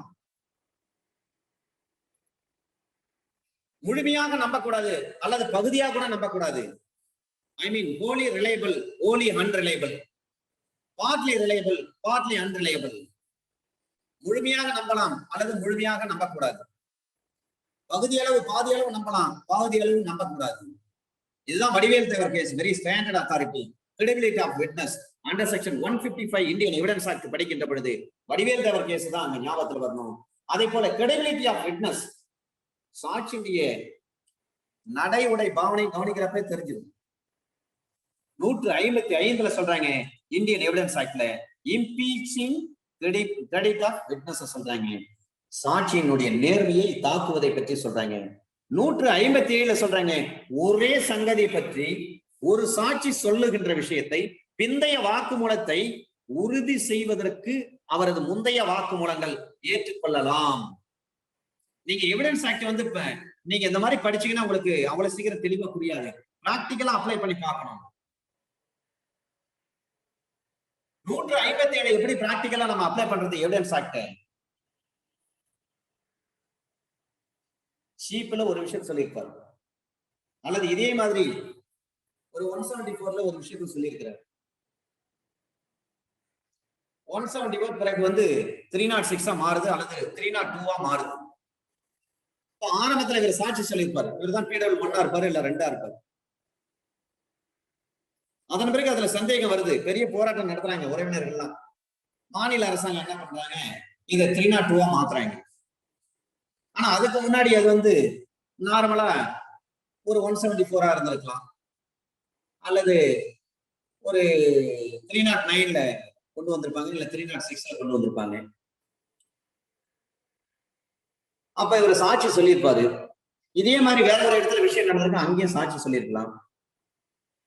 அவர் ஏற்கனவே சொன்ன அந்த விஷயத்தை என்ன பண்ணலாம், நம்ம சர்டிபிகேட் காப்பி போட்டு எடுத்துட்டு வந்து கையில வச்சுக்கணும். டிஃபென்ஸ் நம்ம எடுக்கிறப்ப, இந்த கேஸ்ல விசாரிக்கிறப்ப அது நம்ம இவர் வந்து சீப்ல வந்து அப்படியே உண்மையா சொல்லுவாரு. ஏன்னா ப்ராசிக்யூஷன் சொல்லி கொடுத்திருப்பாங்க, டியூட்டர் பண்ணிருப்பாங்க. அது அப்படியே கிளிப்புள்ள சொல்ற மாதிரி சொல்லுவார். நம்ம என்ன செய்யணும், அப்ப டிஃபென்ஸ் எடுக்கிறப்ப கையில வச்சுக்கணும். நீங்க ஏற்கனவே இது சம்பந்தமா அங்க விசாரிக்கிறப்ப நீங்க இந்த மாதிரி சொல்லி இருக்கிறீங்க, சரிதானான்னு கேட்கணும். அவர் இல்லைன்னு சொன்னாலும் இதை பாருங்க, என்கிட்ட சர்டிபிகேட் காப்பி இருக்குது, 76 என்கிட்ட இருக்கு, 76 பார்த்து சொல்லுங்க அப்படின்னு சொல்லிட்டு நம்ம என்ன பண்ணணும், அதை காட்டி கேட்கணும். படிக்க தெரியுமா, படிக்க தெரியும்னு சொல்லுவாரு. அப்படின்னா நீங்க இந்த மாதிரி இந்த வழக்கு விசாரணை சப் கலெக்டர்கிட்ட நீங்க இப்படிதான் சாட்சி சொல்லியிருக்கீங்க, நீங்க உங்க வாக்குமூலம் இப்படிதான் கொடுத்துருக்கீங்க, சரிதானான்னு கேட்கணும். அதுக்கு அவர் ஆமான்னு சொல்லுவார். ஏன்னா சீப்ல இந்த கோர்ட்ல வந்து நம்ம வந்து டெபாசிஷன் எடுக்கிறப்ப என்ன சொல்லியிருப்பாரு, ஏபிபி சொல்லி கொடுத்தது அப்படியே சொல்லியிருப்பாரு சீப்ல. நம்ம கிராஸ் பண்றப்ப என்ன பண்ணணும், அதை கையில வச்சுக்கணும். ஒரே ஒரு சங்கதி தொடர்பாக ஒரு சாட்சி ஏற்கனவே சொல்லியிருக்கிறாரு, டெபோசிஷன் கொடுத்திருக்கிறாரு. அதன் பிறகு அந்த டெபோசிஷனை அதை உறுதி செய்வதற்கு, அதை கராபரேட் பண்ணணும். அது மட்டுமல்ல, அவருடைய முந்தைய வாக்குமூலம் ப்ரீவியஸ் ஸ்டேட்மெண்ட் இருக்கு பாருங்க, அதை கொண்டு வந்து பயன்படுத்த முடியுமானா கண்டிப்பா முடியும். நீங்க இந்தியன் எவிடன்ஸ் ஆக்ட்ல அண்டர் செக்ஷன் 145 157 தரவா இருக்கும். 145ல என்ன சொல்லலாம், கான்ட்ரடிக்ஷனுக்கு பயன்படுத்தலாம். ஏற்கனவே சாட்சி இப்படி சொல்லியிருக்கீங்க, இப்ப நீங்க மாத்தி சொல்றீங்க, எனவே இந்த சாட்சியை நம்ப முடியாது. இது under section 145 Indian evidence act, கான்ட்ரடிக்ஷனுக்கு எடுத்துக்கலாம். 157 இந்தியன் எவிடன்ஸ் ஆக்ட், ஏற்கனவே நீங்க அங்க உண்மைன்னு சொல்லியிருக்கிறீங்க, இங்க நீங்க மாத்தி சொல்றீங்க. ஏற்கனவே சொன்னது உண்மையதானே இங்கேயும் சொல்றீங்க அப்படின்னு கேட்கலாம். ரெண்டு ஒத்து போகும். ஏற்கனவே அவர் கொடுத்த அந்த வாக்குமூலத்தையும் சரி, அந்த வாக்குமூலத்தை இப்ப வேற ஒரு கேஸ்ல விசாரிக்கிறாங்க. அது சம்பந்தமான கேஸை விசாரிக்கின்ற பொழுது அதை நாம என்ன பண்ணலாம்? நீங்க ஏற்கனவே அங்க உண்மைன்னு சொல்லியிருக்கிறீங்க, அதேதான் இங்கே நீங்க சொல்றீங்க, சரிதானே அப்படின்னு கேட்ட உடனே அவர் ஆமான்னு தான் சொல்லுவார். அவர் மாத்தி சொல்ல முடியாது. பாருங்க, நீங்க ஏற்கனவே அந்த விசாரணை ஆணையத்துல அந்த கமிஷன் கிட்ட சொல்றப்ப நீங்க இப்படிதான் சாட்சி சொல்லியிருக்கீங்க. இந்த பாருங்க, நான் அப்படியே படிச்சு காட்டுற மாதிரி, நான் சர்டிபிகேட் காப்பி போட்டு அங்க இருந்து வாங்கி வந்திருக்கேன், நீங்க அந்த விசாரணையில என்ன சொல்லிருக்கீங்கன்னு சொல்லி. இப்ப இந்த கேஸ்ல நீங்க மாத்தி சொல்ல முடியாது, நான் படிச்சு காட்டுற பாருங்க அப்படின்னு சொல்லிட்டு நம்ம அதை அவர்கிட்ட படிச்சு காட்டுறோம். ஏன்னா சர்டிபிகேட் காப்பி போட்டு வாங்கிடணும். ஒரு சாட்சி ஏற்கனவே விசாரிச்சிருக்காங்க.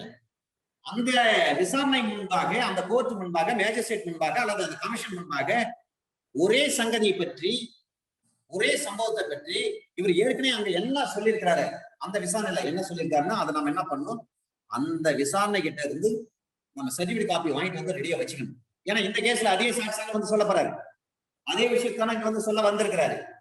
அப்ப நம்ம என்ன பண்ணலாம், கரோபரேட் பண்றதுக்கு அதை பயன்படுத்தலாம், உறுதிப்படுத்துவதற்கு பயன்படுத்தலாம். இதுதான் சொல்றாங்க. அண்டர் செக்ஷன் 291 கேபிட்டல் ஏல சொல்றாங்க, ஐடென்டிஃபிகேஷன் ரிப்போர்ட் ஆஃப் மேஜிஸ்ட்ரேட், நடுவரின் அடையாளம் காட்டல் அறிக்கை. ஐடென்டிஃபிகேஷன் சொன்னாவே செக்ஷன் 9 உங்களுக்கு ஞாபகம், இந்தியன் எவிடன்ஸ் ஆக்ட். எப்படி ஐடென்டிஃபிகேஷன் பண்ணுவாங்க? ஒரு அக்யூஸ்ட் ஐடென்டிஃபை பண்ணா என்ன பண்ணும், எத்தனை டம்மி வைக்கணும், அதே மாதிரி உருவங்கள், அதே உயரம், அதே மாதிரி இருக்கணும் தோற்றம், அந்த மாதிரி ஆட்களை தான் கொண்டு நிறுத்துவாங்க. ஒன் பை ஒன்னா இது பண்ண முடியாது, டம்மி வைக்கணும். அவரை மாதிரி உருவ பொம்மைகள் டம்மி, அவரை மாதிரி உருவம் இருக்கக்கூடிய அக்யூஸ்ட் இருப்பாங்க, அவரையும் கொண்டு நிறுத்தணும். அதன் பிறகுதான் விசாரணை பண்ணணும். இதுதான் identification of report of magistrate, நடுவரின் அடையாளம் காட்டல் அறிக்கை. Under section 291 capital A subsection 2ல சொல்றாங்க, குற்றம் சாட்டியவரின் தரப்பில் இருந்து, யார் அக்யூஸ் பண்றாங்களோ அவங்க தரப்புல இருந்து, ஐ மீன் பிளைன்டிஃப், அத பெட்டிஷனர்,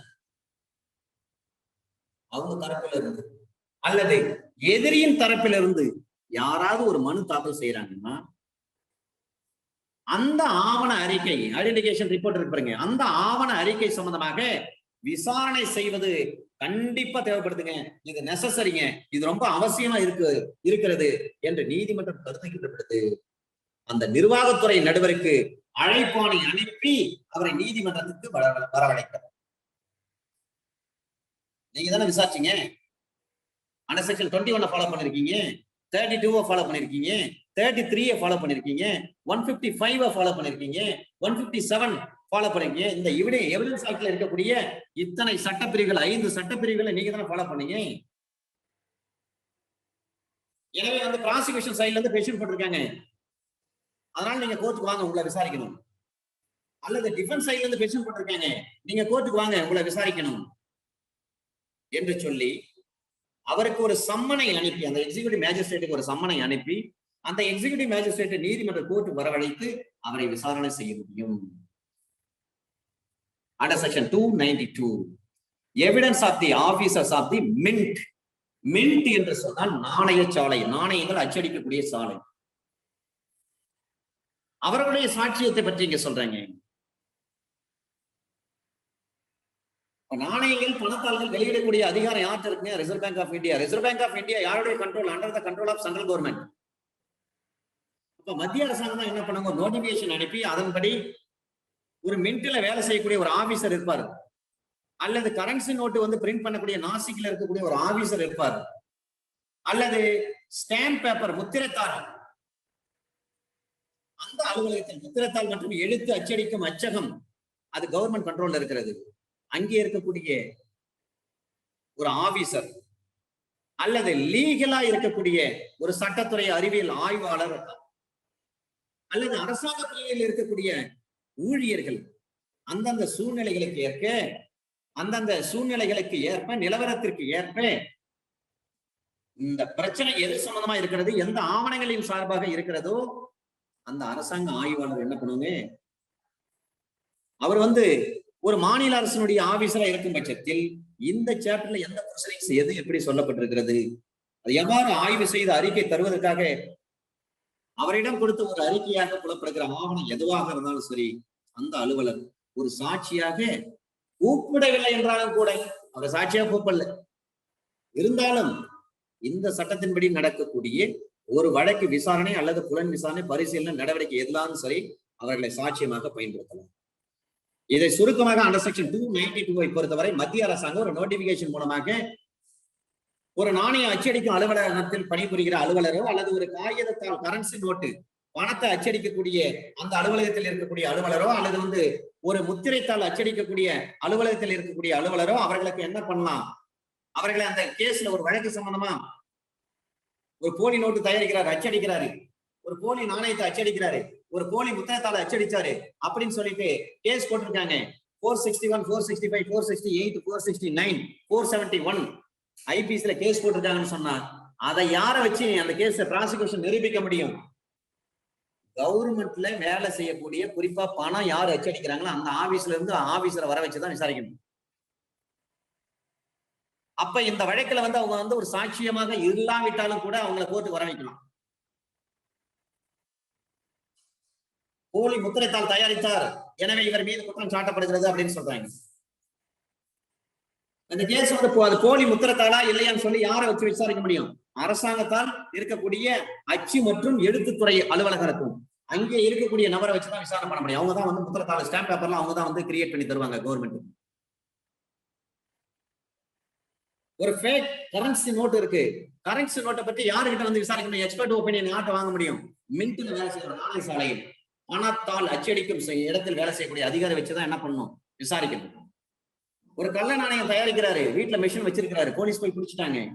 அப்ப எப்படி விசாரிக்க முடியும்? யாரை வச்சு அதை கரபரேட் பண்ண முடியும்? அந்த மின்ட்ல நாணய சாலையில் வேலை செய்யக்கூடிய அந்த அதிகாரி வரவழைத்து நீதிமன்றத்துக்கு வரவழைத்து விசாரணை செய்ய முடியும். சரிங்க, இவங்க பேரெல்லாம் லிஸ்ட் ஆஃப் ப்ராசிக்யூஷன்ல இருக்குங்களா, அதை பார்க்கணும். விட்னஸ் லிஸ்ட்ல அவங்க பேர் இருக்கா பார்க்கணும். சாட்சிகள் பட்டியல் அதில் அவர்களுடைய பெயர்கள் இருந்தாலும் பரவாயில்ல, இல்லாவிட்டாலும் பரவாயில்ல, அவர்களை கூப்பிட்டு நம்ம விசாரணை செய்ய முடியும். இதுதான் அண்டர் செக்ஷன் 292. இது 23/6/2006 நடைமுறைக்கு வந்தது. அப்போ ஒரு நீதிமன்றம் இது நியாயமானது, இது பொருத்தமானது அப்படின்னு ஒரு நீதிமன்றம் கருதும் பட்சத்தில், நினைக்கும் பட்சத்தில் அது போன்ற அலுவலருக்கு என்ன பண்ணாங்க? சம்மன் அனுப்பி அந்த அறிக்கையில என்னென்ன விஷயங்கள் இருக்கு அதை பத்தி விசாரணை செய்யணும். யாருக்கு?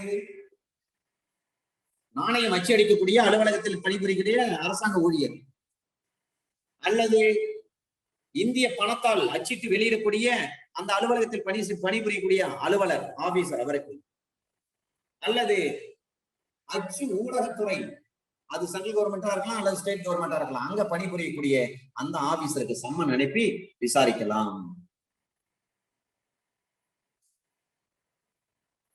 அண்டர் செக்ஷன் 292 சப்செக்ஷன் 3ல சொல்றாங்க, Indian evidence act under section 123 படி. அப்ப 123 எதை பற்றி பேசுகிறது அதை நாம் தெரிந்து கொண்டு உள்ளே சென்றால் தான் நன்றாக இருக்கும். நம்ம ஏற்கனவே தெரியும் 122 சொன்னாவே அது மன வாழ்க்கை சம்பந்தப்பட்டதுன்னு உங்களுக்கு தெரியும். அப்ப 123 எதை பற்றி எது சம்பந்தமாகுது? Evidence as to affairs of state, ஒரு அரசாங்கத்துக்குரிய காரியங்கள் பற்றிய சாட்சி. Under section 123 Indian evidence act, evidence as to affairs of state, அரசாங்க காரியங்கள் பற்றிய சாட்சியம். ஏன்னா பணத்தாள் என்பது அரசு சம்பந்தப்பட்டது, கள்ள நாணயம் அரசு சம்பந்தப்பட்டது, போலி முத்திரைத்தாள் அரசு சம்பந்தப்பட்டது. அப்ப எப்படி விசாரணை செய்வாங்க? அண்டர் செக்ஷன் 123 இந்தியன் எவிடன்ஸ் ஆக்ட்ல என்ன சொல்லப்பட்டிருக்கு அதன்படி. அண்டர் செக்ஷன் 124 இந்தியன் எவிடன்ஸ் ஆக்ட்ல என்ன சொல்றாங்க? அபிஷியல் கம்யூனிகேஷன், அலுவல்முறை செய்திகள். ஒரு அபிஷியல் கம்யூனிகேஷன் நம்ப தகுந்ததாக இருக்கும் பட்சத்தில் அவற்றை யாரிடம் தெரிவிக்க வேண்டும்? ஒரு பப்ளிக் ஆபீசர் இருக்காரு, அந்த பப்ளிக் ஆபீசர் யாருக்கிட்ட வேண்டுமானால் நம்ம தெரிவிக்கலாம். அல்லது வெளியிடுவதன் மூலமாக பொது நலன் ஏதாவது பாதிக்கப்படும் சொன்னா அதை வெளியிட வேண்டிய அவசியம் கிடையாது. அதனால அந்த பப்ளிக் ஆபீசர் நம்ம கம்பல் பண்ணவே கூடாது, இதை வெளியிட்டே ஆகணும்னு சொல்லக்கூடாது.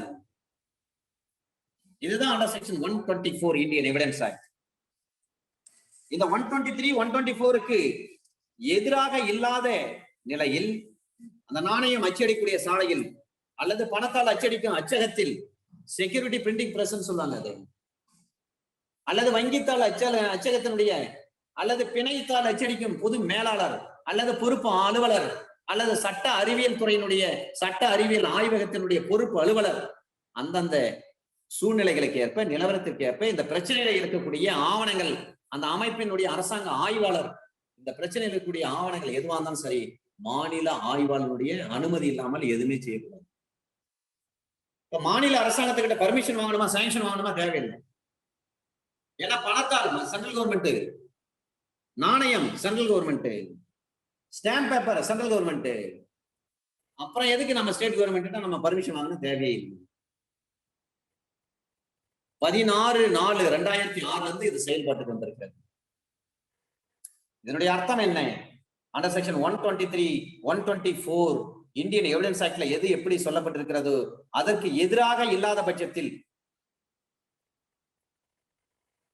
அண்டர் செக்ஷன் 292 சப்செக்ஷன் 3 படி அந்த நாணயம் அச்சடிக்கக்கூடிய அந்த அலுவலகத்தில் இருக்கக்கூடிய ஆபீசர் அல்லது பணத்தால், வங்கித்தால், ஸ்டாம்ப் பேப்பர் எந்தெந்த வேலையை செய்யறாங்களோ அந்த அலுவலகத்தில் இருக்கக்கூடிய சட்ட அறிவியல் துறை அல்லது சட்ட அறிவியல் ஆய்வகத்தின் பொறுப்பு அலுவலர் இவங்களை என்ன பண்ணலாம்? விசாரணை செய்ய முடியும். இதுல கிளாஸ் ஏ சொல்றாங்க, அந்த ஆய்வறிக்கைக்கு ஆதாரமாக இருக்கக்கூடிய அந்த அலுவலக பதிவு கட்டுகளில் உள்ள எதுவாக இருந்தாலும் சரி அது அனுமதி கிடையாது. கிளாஸ் பில சொல்றாங்க, அந்த பொருள் அல்லது அந்த விஷயத்தை ஆய்வு செய்கின்ற அவரால் பரிசோதனை ஏதாவது செய்யப்பட்டு இருந்தால் அதன் தன்மை, அதன் விவரங்களை வெளிப்படுத்தவோ அல்லது அனுமதிக்கப்படுதலோ கூடாது. அதை டிஸ்க்ளோஸ் பண்ணாதீங்க. அண்டர் செக்ஷன் 293 தனிப்பட்ட அரசாங்க அறிவியல் வல்லுநர்கள் அறிக்கைகள். செக்ஷன் 45 நம்ம பென்ஷன் போடுறோம். ஒரு குறிப்பிட்ட அரசாங்க அறிவியல் வல்லுநர்கள் அறிக்கைகள், reports of certain government scientific experts 293 எந்த ஒரு அரசாங்க அறிவியல் வல்லுநர்கள் என்ன பண்ணலாம்? இந்த பிரிவுக்கு பொருந்துமோ அவங்களுக்கு அந்த அரசாங்க அறிவியல் வல்லுநருக்கு என்ன பண்ணுவாங்க? இந்த சட்டத்தின்படி நடைபெறக்கூடிய எந்த ஒரு நடவடிக்கையாக இருந்தாலும் சரி அதுல ஆய்வோ பகுப்பாய்வோ செய்து ஒரு அறிக்கை தருவதற்கு அவர்கிட்ட என்னென்ன விஷயங்கள் ஒப்படைக்கப்பட்டிருக்கிறதோ அதையெல்லாம் பணிந்து அவர்கிட்ட அனுப்பணும். அதன்படி அந்த விஷயத்தின் அடிப்படையில அவர் கைப்பட எழுதி ஒரு அறிக்கை கொடுக்கணும். அதை கை சார்த்து என்று சொல்வார்கள் போலீஸ் ஆபீசர். சில போஸ்ட்மார்டம் பண்றப்ப நம்ம கிட்ட நிற்போம், வக்கீல் வாங்க சார் நம்மளை கூட்டு போவாங்க. கைசாத்து புத்தகம் இருக்கு, 1910 1900 வெளியிடுவாங்க. கைசாத்து புத்தகம் சிவில் கேஸ் பாக்குறவங்க, யாராவது பழைய கேஸ் பாக்குறவங்க இருந்தாங்கன்னா அவங்களுக்கு தெரியும் இந்த கைசாத்து புத்தகம் என்ன. 1900 வழங்கியிருக்காங்க. அதுக்கு பேர் கைசாத்து. கைசாத்து புத்தகம்னா கைப்பட எழுதி கொடுப்பாங்க. இந்த பேர் உள்ளவருக்கு இந்த சர்வே நம்பர், இதான் சப்டிவிஷன் நம்பர், இத்தனை ஏக்கர், நஞ்சை, புஞ்சை, அந்த ஃபுல் பர்டிகுலர்ஸ் அது. இப்போ ஒரு குறிப்பிட்ட அரசாங்க அறிவியல் வல்லுநர்களினுடைய அறிக்கைகள் எப்படி இருக்கும்? ஒரு அரசாங்க அறிவியல் வல்லுநருக்கு இந்த பிரிவு பொருந்துமானா பொருந்தும். அப்ப அந்த அரசாங்க அறிவியல் வல்லுநர் என்ன பண்ணுவான்னா, இந்த சட்டத்தின்படி நடைபெறக்கூடிய நடவடிக்கை எதுவாக இருந்தாலும் சரி, பகுப்பாய்வு எதுவாக இருந்தாலும் சரி, அனலைசிஸ் எதுவாக இருந்தாலும் சரி, அவர் அறிக்கை தருவதற்காக அவர்கிட்ட என்ன பண்ணுவாங்க? அனுப்பி வைப்பாங்க, பணிந்து அனுப்பி வைப்பாங்க. அதை பெற்றுக்கொண்டு அவர் இதை பற்றி ஆய்வு செய்து பகுப்பாய்வு செய்து கைப்பட எழுதி ஒரு ரிப்போர்ட்டை கொடுப்பார். அது விசாரணை செய்வாங்க. அது நடவடிக்கை, அந்த வழக்கினுடைய நடவடிக்கை எந்த இடத்தில் வேண்டுமானாலும் அதை சாட்சியாக பயன்படுத்த முடியும். ஏன்னா ஒரு எக்ஸ்பர்ட். அண்டர் செக்ஷன் 293 சிஆர்பிசியின் படி. அண்டர் செக்ஷன் 293 சப்செக்ஷன் 2ல சொல்றாங்க, நீதிமன்றம் நியாயமானது நினைக்கும் பட்சத்தில், பொருத்தமானது என்று நினைக்கும் பட்சத்தில் அந்த எக்ஸ்பர்ட் என்ன பண்ணலாம்? கோர்ட்டுக்கு வரவழைத்து விசாரிக்கலாம். அண்டர் செக்ஷன் 293 சப்செக்ஷன் 3 சொல்றாங்க, அப்ப அந்த வல்லுநர் அவர் நேர்ல ஆஜராகணும் அப்படின்னு சொல்லி சப்செக்ஷன் 2ல சொல்றாங்க. சப்செக்ஷன் 3ல அவரால் வர முடியாத சூழ்நிலை இருக்கும் பட்சத்தில் அவர் சார்பில் அவருடைய ஆபீஸ்ல இருக்கக்கூடிய பணியாற்ற வேற ஒரு ஆபீசர் அனுப்பலாம்னா தாராளமா அனுப்பலாம். அண்டர் செக்ஷன் 36 மாதிரி, அண்டர் செக்ஷன் 55 மாதிரி. 36ல என்ன சொல்றாங்க, 55 சிஆர்பிசி சொல்லுங்க என்ன சொல்றாங்களோ அதை போல அந்த எக்ஸ்பர்ட்டால வர முடியல, அந்த எக்ஸ்பர்ட் எந்த ஆபீஸ்ல ஒர்க் பண்றாரோ அதே ஆபீஸ்ல இருக்கக்கூடிய அவருடைய வேற ஒரு ஆபீசர் என்ன பண்ணலாம், இந்த கேஸ் விஷயமா நான் எக்ஸ்பர்ட் ஒப்பீனியன் கொடுத்தேன், என்னால வந்து இன்னைக்கு சாட்சி கோர்ட் எவிடன்ஸ் போக முடியல, உடம்பு சரியில்லை, நீங்க போயிட்டு இதை அப்படியே படிச்சு சொல்லிட்டு வாங்க அப்படின்னு சொல்லி அனுப்பிடலாம். ஏன்னா அத சாட்சியம் சொல்ல வருபவரே ஏற்கனவே எக்ஸ்பர்ட் ஒப்பீனியன் கொடுத்தா அந்த எக்ஸ்பர்ட்டினுடைய ஆபீஸ்ல இவரும் he is also working as one of the members, one of the staffs. அதனால அவர் என்ன பண்ணலாம், சாட்சியம் அளிக்கலாம். அண்டர் செக்ஷன் 293 சப்செக்ஷன் 3 இன் படி. சப்செக்ஷன் 4 சொல்றாங்க, அந்த அரசாங்க அறிவியல் வல்லுநர்களுக்கு எது எதெல்லாம் பொருந்தும். அண்டர் செக்ஷன் 293 சப்செக்ஷன் 4 கிளாஸ் ஏல சொல்றாங்க, கெமிக்கல் எக்ஸாமினர் அரசாங்க வேதியியல் ஆய்வாளர் அல்லது அரசாங்க உதவி வேதியியல் ஆய்வாளர் அவருக்கு பொருந்தும், கெமிக்கல் எக்ஸாமினருக்கு பொருந்தும். வெடிபொருள் தலைமை கட்டுப்பாட்டாளர் chief controller of explosives, bomb blast case எல்லாம் நடக்கிறப்ப என்ன பண்ணாங்க, எக்ஸ்பர்ட் ஒப்பீனியன் கேட்பாங்க.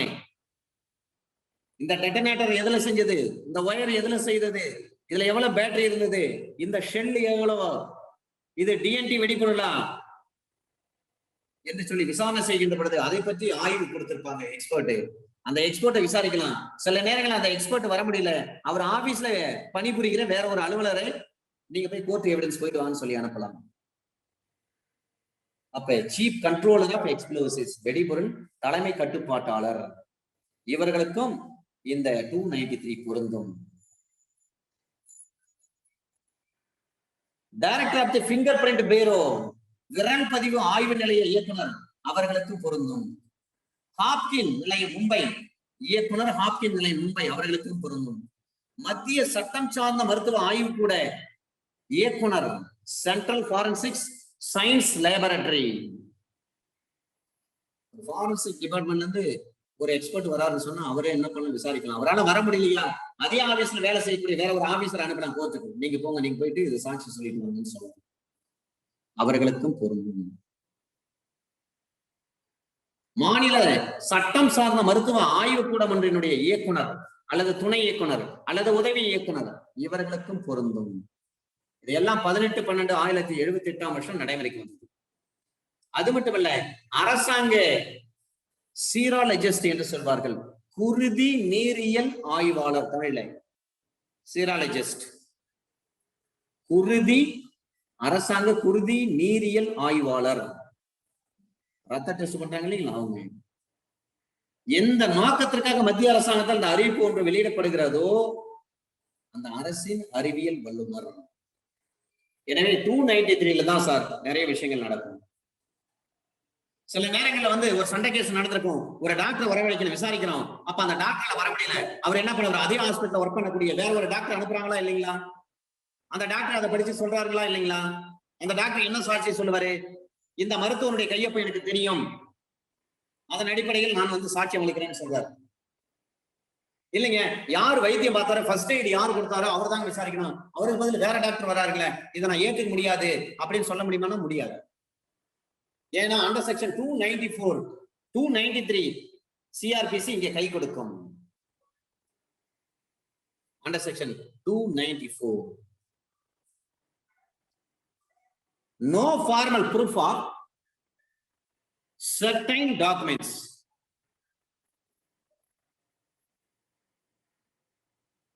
சில ஆவணங்களை முறையாக நிரூபிக்க தேவையில்லை என்பது. எந்தெந்த ஆவணங்களை வந்து முறையா விசாரிக்கணும், எதெல்லாம் முறையா விசாரிக்க வேண்டிய அவசியம் இல்லை, அதை பற்றி சொல்றாங்க. No formal proof of certain documents. ஒரு ஆவணத்தை வாதி தரப்புல இருந்து நீதிமன்றத்துல வந்து தாக்கல் செய்கின்ற பொழுது அந்த ஆவணம் ஒவ்வொன்றும் அதனுடைய விவரங்கள் இருக்கு, அதுல ஒரு பட்டியல் குறிப்பிட அல்லது அக்யூஸ்டோட கவுன்சிலோ அந்த டாக்குமெண்ட்ல இருக்கிற ஒவ்வொன்றும் உண்மையானதானா என்பதை ஒப்புக்கொள்ளுமாறு அல்லது மறுக்குமாறோ கேட்கப்படுதல் வேண்டும். ஒரு டாக்குமெண்ட் போடுறாங்கன்னா, டாக்குமெண்ட் பெரிய டாக்குமெண்ட் இருந்துச்சுன்னா ஒவ்வொரு பக்கத்தையும் கரெக்டா படிச்சு காட்டி இதெல்லாம் உண்மையா பொய்யா ஒத்துக்கிறீங்களா இல்லைங்களா அப்படின்னு கேட்கணும். அது யார் கேட்கலாம்? ப்ராசிக்யூஷன் கேட்கலாம், டிஃபென்ஸ் கேட்கலாம், அக்யூஸ்ட் கேட்கலாம், அக்யூஸ்டுடைய கவுன்சில், டிஃபென்ஸ் கவுன்சில் அவரும் கேட்கலாம். அண்டர் செக்ஷன் 294 சப்செக்ஷன் 1 சப்செக்ஷன் 2ல சொல்றாங்க, அந்த ஆவணங்களுடைய பட்டியல் அது மாநில அரசு குறிப்பிடக்கூடிய ஒரு ஃபார்ம்ல தான் இருக்கணும். அப்படின்னா என்ன அர்த்தம்? பிரஸ்கிரைப்டு ஃபார்ம்ல இருக்கணும். ஸ்டேட் கவர்மெண்ட் எப்படி சொல்லி இருக்கிறாங்களோ அதன்படிதான் அது இருக்க வேண்டும். அண்டர் செக்ஷன் 294 சப்செக்ஷன் 3ல சொல்றாங்க, ஒரு டாக்குமெண்ட் உண்மையானதா என்பதை பற்றி ஒரு பிரச்சனை இல்லவே இல்லை. அப்ப உண்மையான டாக்குமெண்ட் தான் வாதியும் ஒத்துக்கிறாரு, பிரதிவாதியும் ஒத்துக்கிறாரு, ப்ராசிக்யூஷன்லயும் ஒத்துக்கிறாங்க, அக்யூஸ்டும் ஒத்துக்கிறாங்க. அந்த டாக்குமெண்ட் யாரால் சைன் பண்ணப்பட்டிருக்கிறதோ, கையொப்பம் இடப்பட்டிருக்கிறதோ, அவரது கையொப்பத்தை நிரூபிக்காமலேயே அந்த ஆவணத்தை, அந்த டாக்குமெண்ட்டை இந்த சட்டத்தின்படி நடக்கக்கூடிய எந்த விசாரணையா இருந்தாலும் சரி, எந்த நடவடிக்கையிலும் அதை ஒரு சாட்சியமாக பயன்படுத்த முடியுமா என்று சொன்னால் தாராளமா முடியும். ஏன் என்று சொன்னால் அக்யூஸ்ட் அதுக்கு அப்ஜெக்ஷன் தெரிவிக்கல, ஒத்துக்கிறாரு, உண்மையான டாக்குமெண்ட் தான் சொல்றாரு. ப்ராசிக்யூஷன்ல ஒரு டாக்குமெண்ட் போட்டிருக்காங்க, அந்த டாக்குமெண்ட் உண்மையான டாக்குமெண்ட் தான் அக்யூஸ்டே ஒத்துக்கினாரு. ஒத்துக்கின பிறகு எதுக்கு அந்த கையெழுத்தெல்லாம் எதுக்கு பார்க்கணும்? டாக்குமெண்டே உண்மைன்னு சொல்லிட்டாங்களா, அதுல இருக்கிற கையெழுத்து வந்து கான்ட்ராடிக்ட் பண்ண வேண்டிய அவசியம் கிடையாது. அப்ப அந்த டாக்குமெண்ட்டை அந்த வழக்கினுடைய சூழ்நிலை எந்த இடத்துல வேண்டுமானாலும் பயன்படுத்திக்கலாம். அக்யூஸ்ட் அப்ஜெக்ஷன் பண்ணியிருந்தாதான் நம்ம அதை சீரியஸா எடுத்துக்க முடியும். அவரே அப்ஜெக்ஷன் பண்ணல, அவரே he will have to accept that, அவர் அதை ஏற்றுக்கொள்ள, ஒத்துக்கொள்ள, ஒப்புக்கொள்ள நேரிடுகின்ற பொழுது அதை பற்றி நம்ம வந்து கையெழுத்து பற்றி கவலைப்படக்கூடாது. அந்த டாக்குமெண்ட்டை அந்த கேஸ் ப்ரொசீடிங்ஸ்ல எந்த இடத்துல வேணாலும் நம்ம அதை பயன்படுத்திக்கலாம். ஆனா கோர்ட்டு தான் என்ன பண்ணாங்க, இருந்தாலும் அக்யூஸ்ட் ஒத்துக்கினார், இருந்தாலும் அந்த கையெழுத்தில் டவுட் இருக்குன்னு சொல்லி நீதிமன்றம் நினைத்தால் அந்த கையொப்பத்தை நிரூபிக்க வேண்டும் என்று அந்த டாக்குமெண்ட்டை யாரு வந்து ப்ரொடியூஸ் பண்ணாரோ அவர்கிட்ட கேட்கணும். அந்த டாக்குமெண்ட்ல யாருடைய கையெழுத்து இருக்குதோ அந்த நபரை வந்து நீங்க கையெழுத்து போடுங்க. அப்ப 73 நம்ம எடுத்துக்கலாம், 73 கேபிட்டல் ஏவை நம்ம எடுத்துக்க வேண்டியதுதான், 111 நம்ம எடுத்துக்க வேண்டியதுதான். அதுதான் ஒப்பிட்டு பார்ப்பதை பத்தி சொல்றேன்.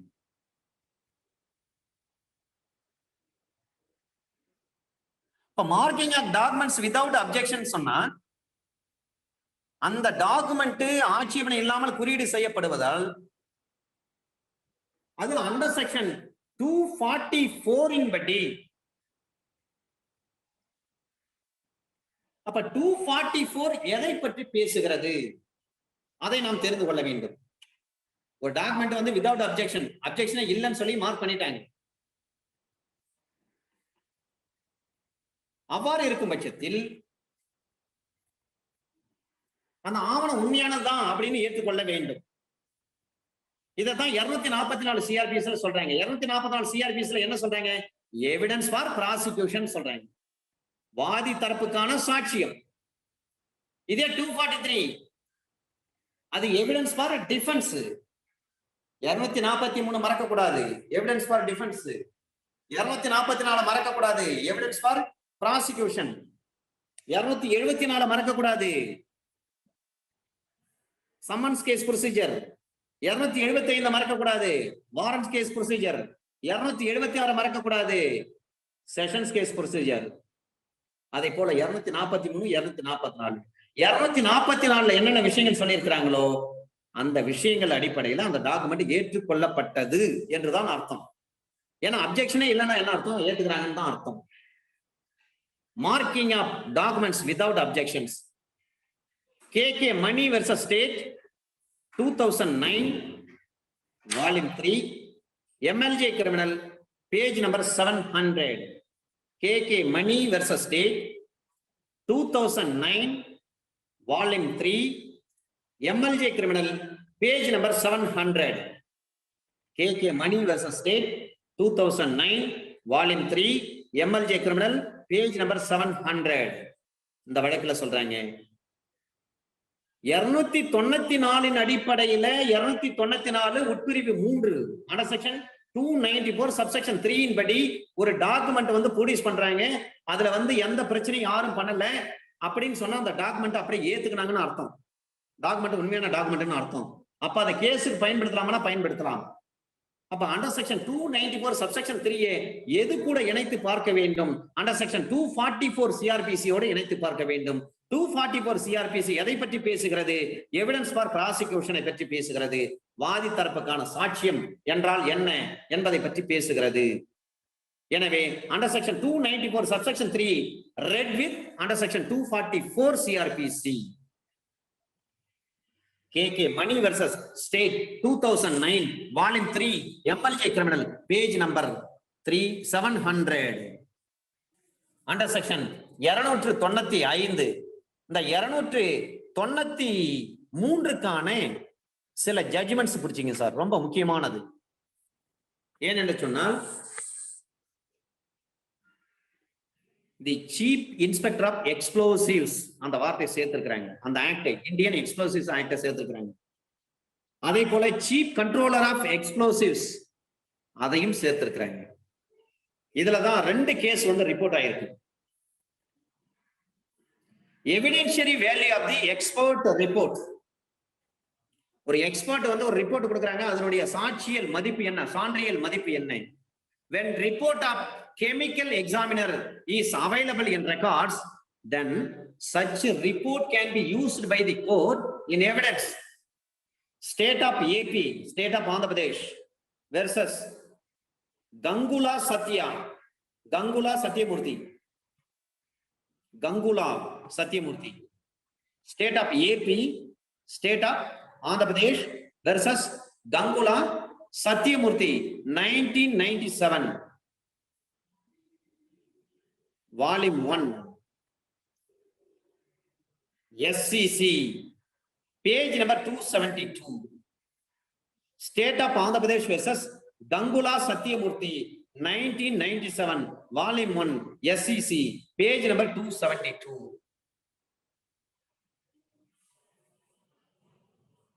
அடுத்த கேஸ்ல Bhupinder Singh versus state of Punjab. Bhupinder Singh versus state of Punjab 1988 volume 3 SCC page number 513. இந்த 2 ஜட்ஜ்மெண்ட்டும் அண்டர் செக்ஷன் 293 கான judgment. Reports of certain government scientific experts 293 கான ஜட்ஜ்மெண்ட். ஒன்று state of Andhra Pradesh versus Gangula Satyamurthy 1997 volume 1 SCC page number 272. இரண்டாவது judgment Bhupinder Singh versus state of Punjab 1988 volume 3 SCC page number 513. Bhupinder Singh versus state of Punjab 1988 volume 3 SCC page number 513.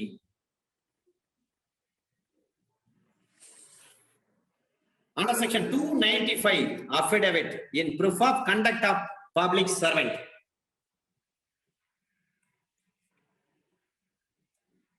பொது ஊழியர்களுடைய நடத்தையை நிரூபிக்க உண்மை உறுதிமொழி ஆணை, உண்மை உறுதிமொழி ஆவணம், அதான் affidavit.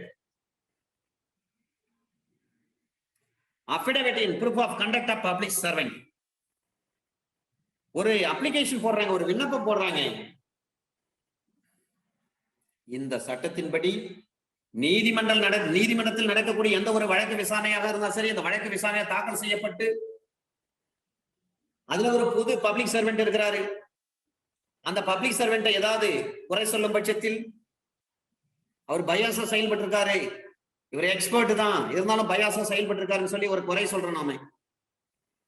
அப்ப அந்த பெட்டிஷனர் அந்த பெட்டிஷன்ல என்னென்ன விஷயங்கள் சொல்லப்பட்டு இருக்கிறதோ அந்த சங்கதிகளை ஒரு அஃபிடவிட் மூலம் கொடுக்கலாம். அப்ப நீதிமன்றமும் இது நியாயமானதுதான் பொருத்தமானதான் சொல்லி நினைத்தால், கருதினால் அந்த சங்கதிகளை அப்படியே கொடுப்பதற்கு கட்டளையிடும். ஒரு எக்ஸ்பர்ட் வந்து ஒப்பீனியன் கொடுக்கிறாரு, பாதிக்கப்பட்ட தரப்புல ஒரு பெட்டிஷன் போடுறாங்க, இந்த எக்ஸ்பர்ட் ஒப்பீனியன் கொடுத்தது வந்து செல்லாது, இவர் பயாசா செயல்பட்டு இருக்காரு, சரிவர அந்த வழக்கை விசாரிக்கல, போஸ்ட்மார்ட்டம் பண்ணதுல நிறைய குறைகள் இருக்கிறது,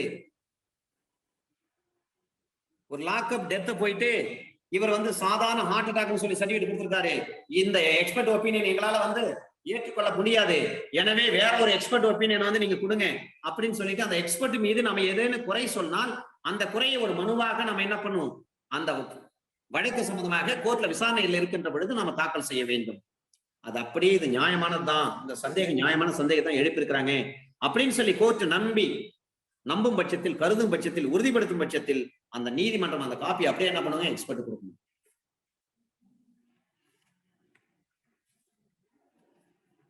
Under section 296,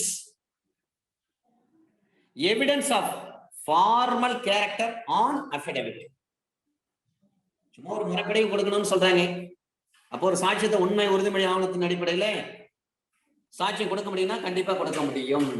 அதன்படி சாட்சியம் கண்டிப்பாக கொடுக்க முடியும். யாருடைய சாட்சியம் ஒரு முறையா எடுக்கணும், ஒரு முறைக்காக முறைப்படுத்தி எடுக்க வேண்டும்.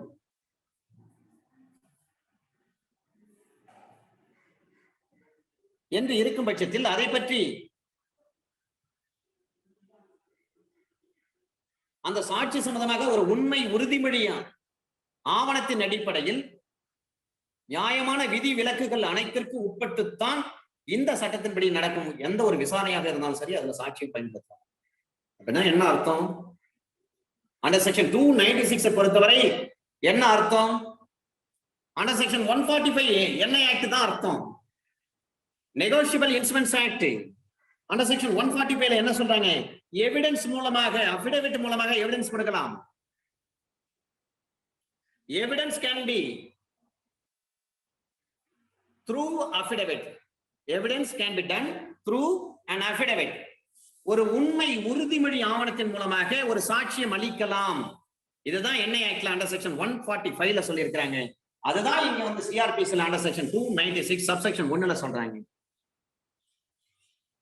சப்செக்ஷன் 2ல சொல்றாங்க நீதிமன்ற நியாயமானதான் சொல்லி நினைக்கிற பட்சத்தில் அந்த சாட்சியத்தை தன் முன்னால் வரவழைத்து, இது உண்மையாதான் இருக்கு, எதுக்கு அவரை வர சொல்லுங்க அப்படின்னு சொல்லி ஒரு உண்மை உறுதிமொழி ஆவணத்தின் அடிப்படையில் அந்த சங்கதிகளை குறித்து அவரை என்ன பண்ணலாம், விசாரணை செய்யலாம். அப்ப வாதி தரப்போ எதிரி தரப்போ ஏதாவது ஒரு மனு போடுறாங்கன்னு சொன்னா அந்த மனுவின் அடிப்படையில் அவரை விசாரிக்கலாம். சார் நீங்க அபிடவிட் மூலமா எவிடன்ஸ் கொடுத்தீங்க, அதை நாங்க வந்து ஏற்றுக்கொண்டோம், இருந்தாலும் நீங்க கோர்ட்டுக்கு வாங்க சார் உங்களை விசாரிக்கணும்னு கோர்ட்டு சொல்லிட்டாங்கன்னா கண்டிப்பா அவர் கோர்ட்டுக்கு வர வேண்டியதுதான். அப்ப அந்த நேரத்துல வந்து ப்ராசிக்யூஷன் தரப்புலையோ அல்லது வந்து டிஃபென்ஸ் தரப்புலையோ ஏதாவது பெஷன் போடுறாங்கன்னா அந்த பெஷன் அடிப்படையில் அவரை விசாரிக்கலாம். யார் வந்து ப்ரூஃப் அஃபிடவிட் மூலமாக வந்து எவிடன்ஸ் கொடுத்தாரோ அந்த நபரை விசாரிக்கலாம். அண்டர் செக்ஷன் 297 உண்மை உறுதிமொழி ஆவணங்கள் எந்த அதிகாரிகள் முன்பாக உறுதி செய்யப்பட வேண்டும் என்பது இந்த 297 படிக்கிறீங்கன்னு சொன்னாவே தி ஓத்ஸ் ஆக்ட் 1967 அண்டர் செக்ஷன் 3 நீங்க மறக்க கூடாது. அதை போல ஒரு நோட்டரியும் நீங்க மறக்க, நோட்டரி ஆக்ட்ல இருக்கக்கூடிய நோட்டரியும் மறக்க கூடாது. ஒரு நோட்டரியும் சாட்சியம் எடுக்க முடியும், அவரும் என்ன பண்ணலாம், சத்தியம் செய்ய முடியும். அதனாலதான் டிபோனன்ட் வரும். நோட்டரிட்ட ஒரு கையெழுத்து வாங்குறீங்கன்னா அந்த இடத்துல அந்த ஃபார்ம்ல நீங்க பாருங்க, எந்த ஒரு மனுவாக இருந்தாலும் சரி சைன்ட் பிஃபோர் மீ அப்படின்னு சொல்லியிருப்பாங்க. அப்ப ஒரு அட்மினிஸ்டர் பண்ண முடியுமானா அங்க சொல்லப்பட்டிருக்கின்ற விஷயங்கள் இருக்கிறது. செக்ஷன் 3 நீங்க மறக்க கூடாது. அதுதான் அண்டர் செக்ஷன் 297 சிஆர்பிசில சொல்றாங்க. Authorities before whom affidavits may be sworn. உண்மை உறுதிமொழி ஆவணங்கள் எந்த அதிகாரிகள் முன்பாக உறுதிமொழி செய்யப்பட வேண்டும் என்பது அண்டர் செக்ஷன் 297 சப்செக்ஷன் 1ல சொல்றாங்க. இந்த சட்டத்தின்படி நீதிமன்றத்தில் பயன்படுத்தப்பட இருக்கக்கூடிய ஒரு உண்மை உறுதிமொழி ஆவணங்களுக்கான ஒரு உறுதிமொழியை யார் முன்னிலையில் எப்படி அதை எடுக்க வேண்டும் அதை அட்மினிஸ்டர் பண்ணணும் இல்லைங்களா?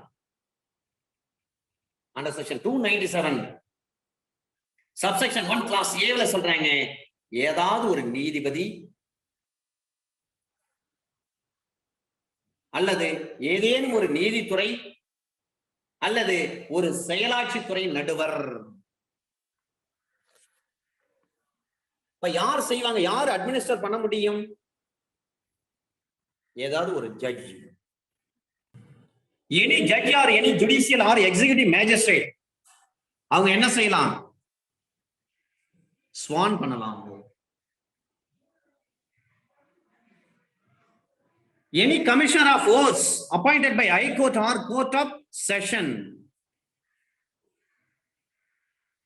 உயர் நீதிமன்றத்தாலோ அல்லது மாவட்ட அமர்வு நீதிமன்றத்தாலோ நியமனம் செய்யப்பட்டிருக்கக்கூடிய ஒரு commissioner of oaths, any notary appointed under the notary act 1952 படி அவரும் செய்யணும். அதனால்தான் நிறைய பேர் வந்து கோர்ட்ல வந்து பிராக்டிஸ் பண்றாங்க, நம்மளுக்கு நோட்டரி பப்ளிக் கிடைக்காட்டாலும் பரவாயில்ல, ஒன்றும் பிரச்சனை இல்லை. கமிஷனர் ஆஃப் ஓத், அப்ப இந்த உறுதிமொழி அலுவலர் அந்த பதவி நாம என்ன பண்ணலாம், வாங்கிட்டு வரலாம். யாருக்கிட்ட? டிஸ்ட்ரிக்ட் கோர்ட்ல மனு கொடுக்கணும்.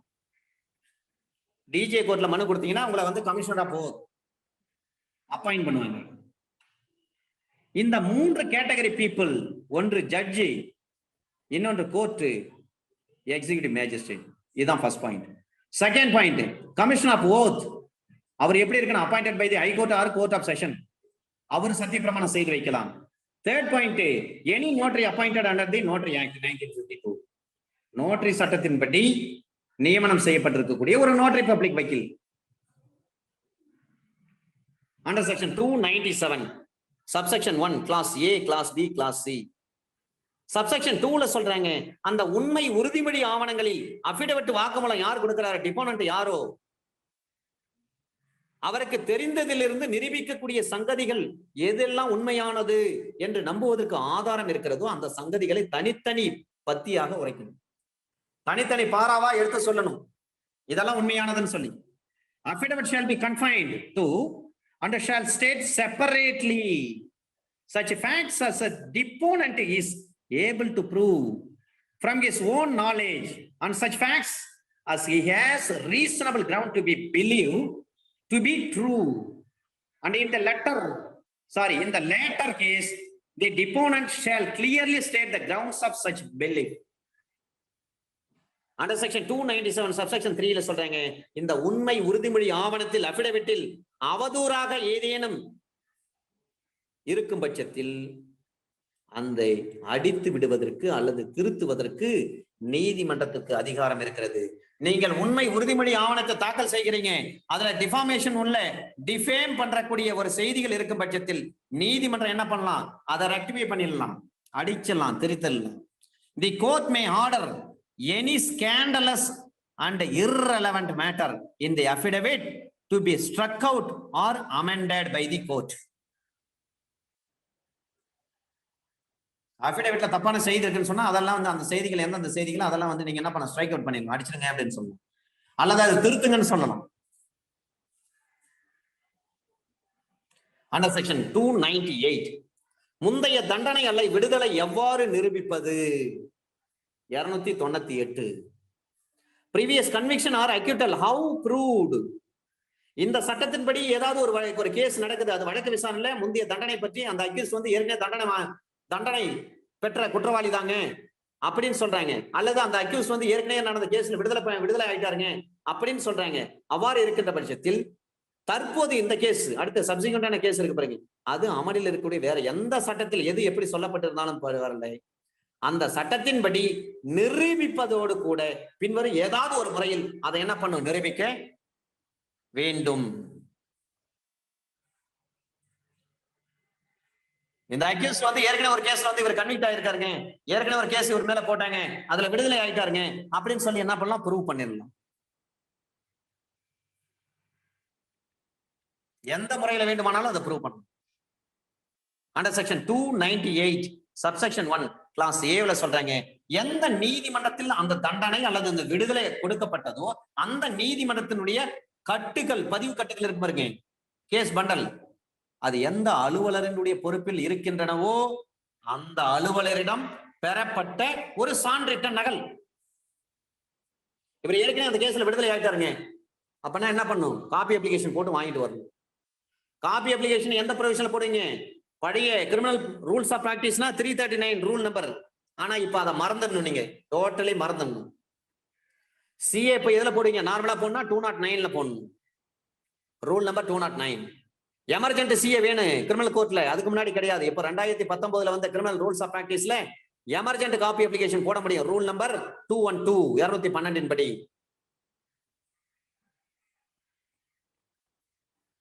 ஒரு டெபாசிஷன் அடிச்சுட்டே இருக்கிறாங்க, ஒரு நபரை நம்ம குறுக்கு விசாரணை பண்ணிட்டே இருக்கிறோம், குறுக்கு விசாரணை பண்ணி முடிச்சிட்டோம், உடனே அந்த டெபாசிஷன் காப்பி நம்ம வாங்க முடியுமா?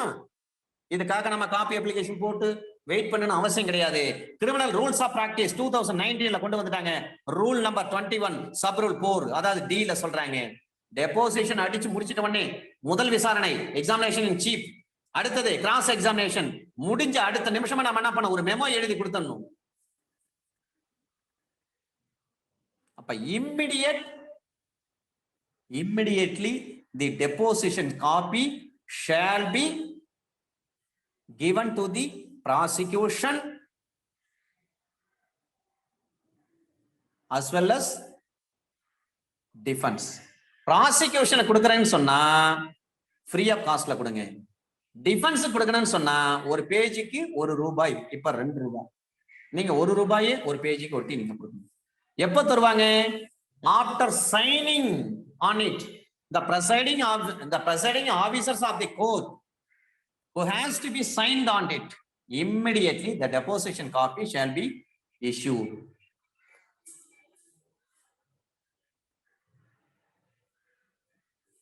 எனவே இந்த கேஸ்ல வந்து இவர் இருக்கிறாருங்க, இவர் ஏற்கனவே ஒரு கேஸ் இவர் பேர்ல இருந்துங்க, அந்த கோர்ட்ல வந்து இவர் விடுதலை ஆயிட்டாரு, அல்லது அந்த கோர்ட்ல நடந்த கேஸ்ல இவர் வந்து தண்டிக்கப்பட்டிருக்கிறாரு அப்படின்னு சொல்றீங்கன்னு சொன்னா நீங்க காப்பி அப்ளிகேஷன் போட்டு அந்த ஆர்டர் காப்பியை வாங்கிட்டு வந்து கோர்ட்ல கொடுக்கணும். இப்ப எந்த கோர்ட்ல வந்து வழக்கு நடந்துட்டு இருக்கோ அந்த கோர்ட்ல ப்ரூவ் பண்ணணும். இதை பாருங்க, அவரை போன இதுக்கு முன்னாடி இவர் மேல ஒரு கேஸ் போட்டிருந்தாங்க, அதுல வந்து விடுதலை ஆயிருக்காருங்க, அதுக்கான விடுதலை தீர்ப்புக்கான ஜட்ஜ்மெண்ட் காப்பி பாருங்க அப்படின்னு சொல்லுங்க. அல்லது இதுக்கு முன்பாக அவர் தண்டிக்கப்பட்டிருக்கிறார் வேற ஒரு வழக்கில், அதற்கான தீர்ப்புக்கான நகல் இதை பாருங்க, சான்றிட்ட நகல் சர்டிஃபைட் காப்பீஸ் 76 நாங்க கொண்டு வந்திருக்கிறோம் இந்தியன் எவிடன்ஸ் ஆக்ட் படி அப்படின்னு சொல்லணும்.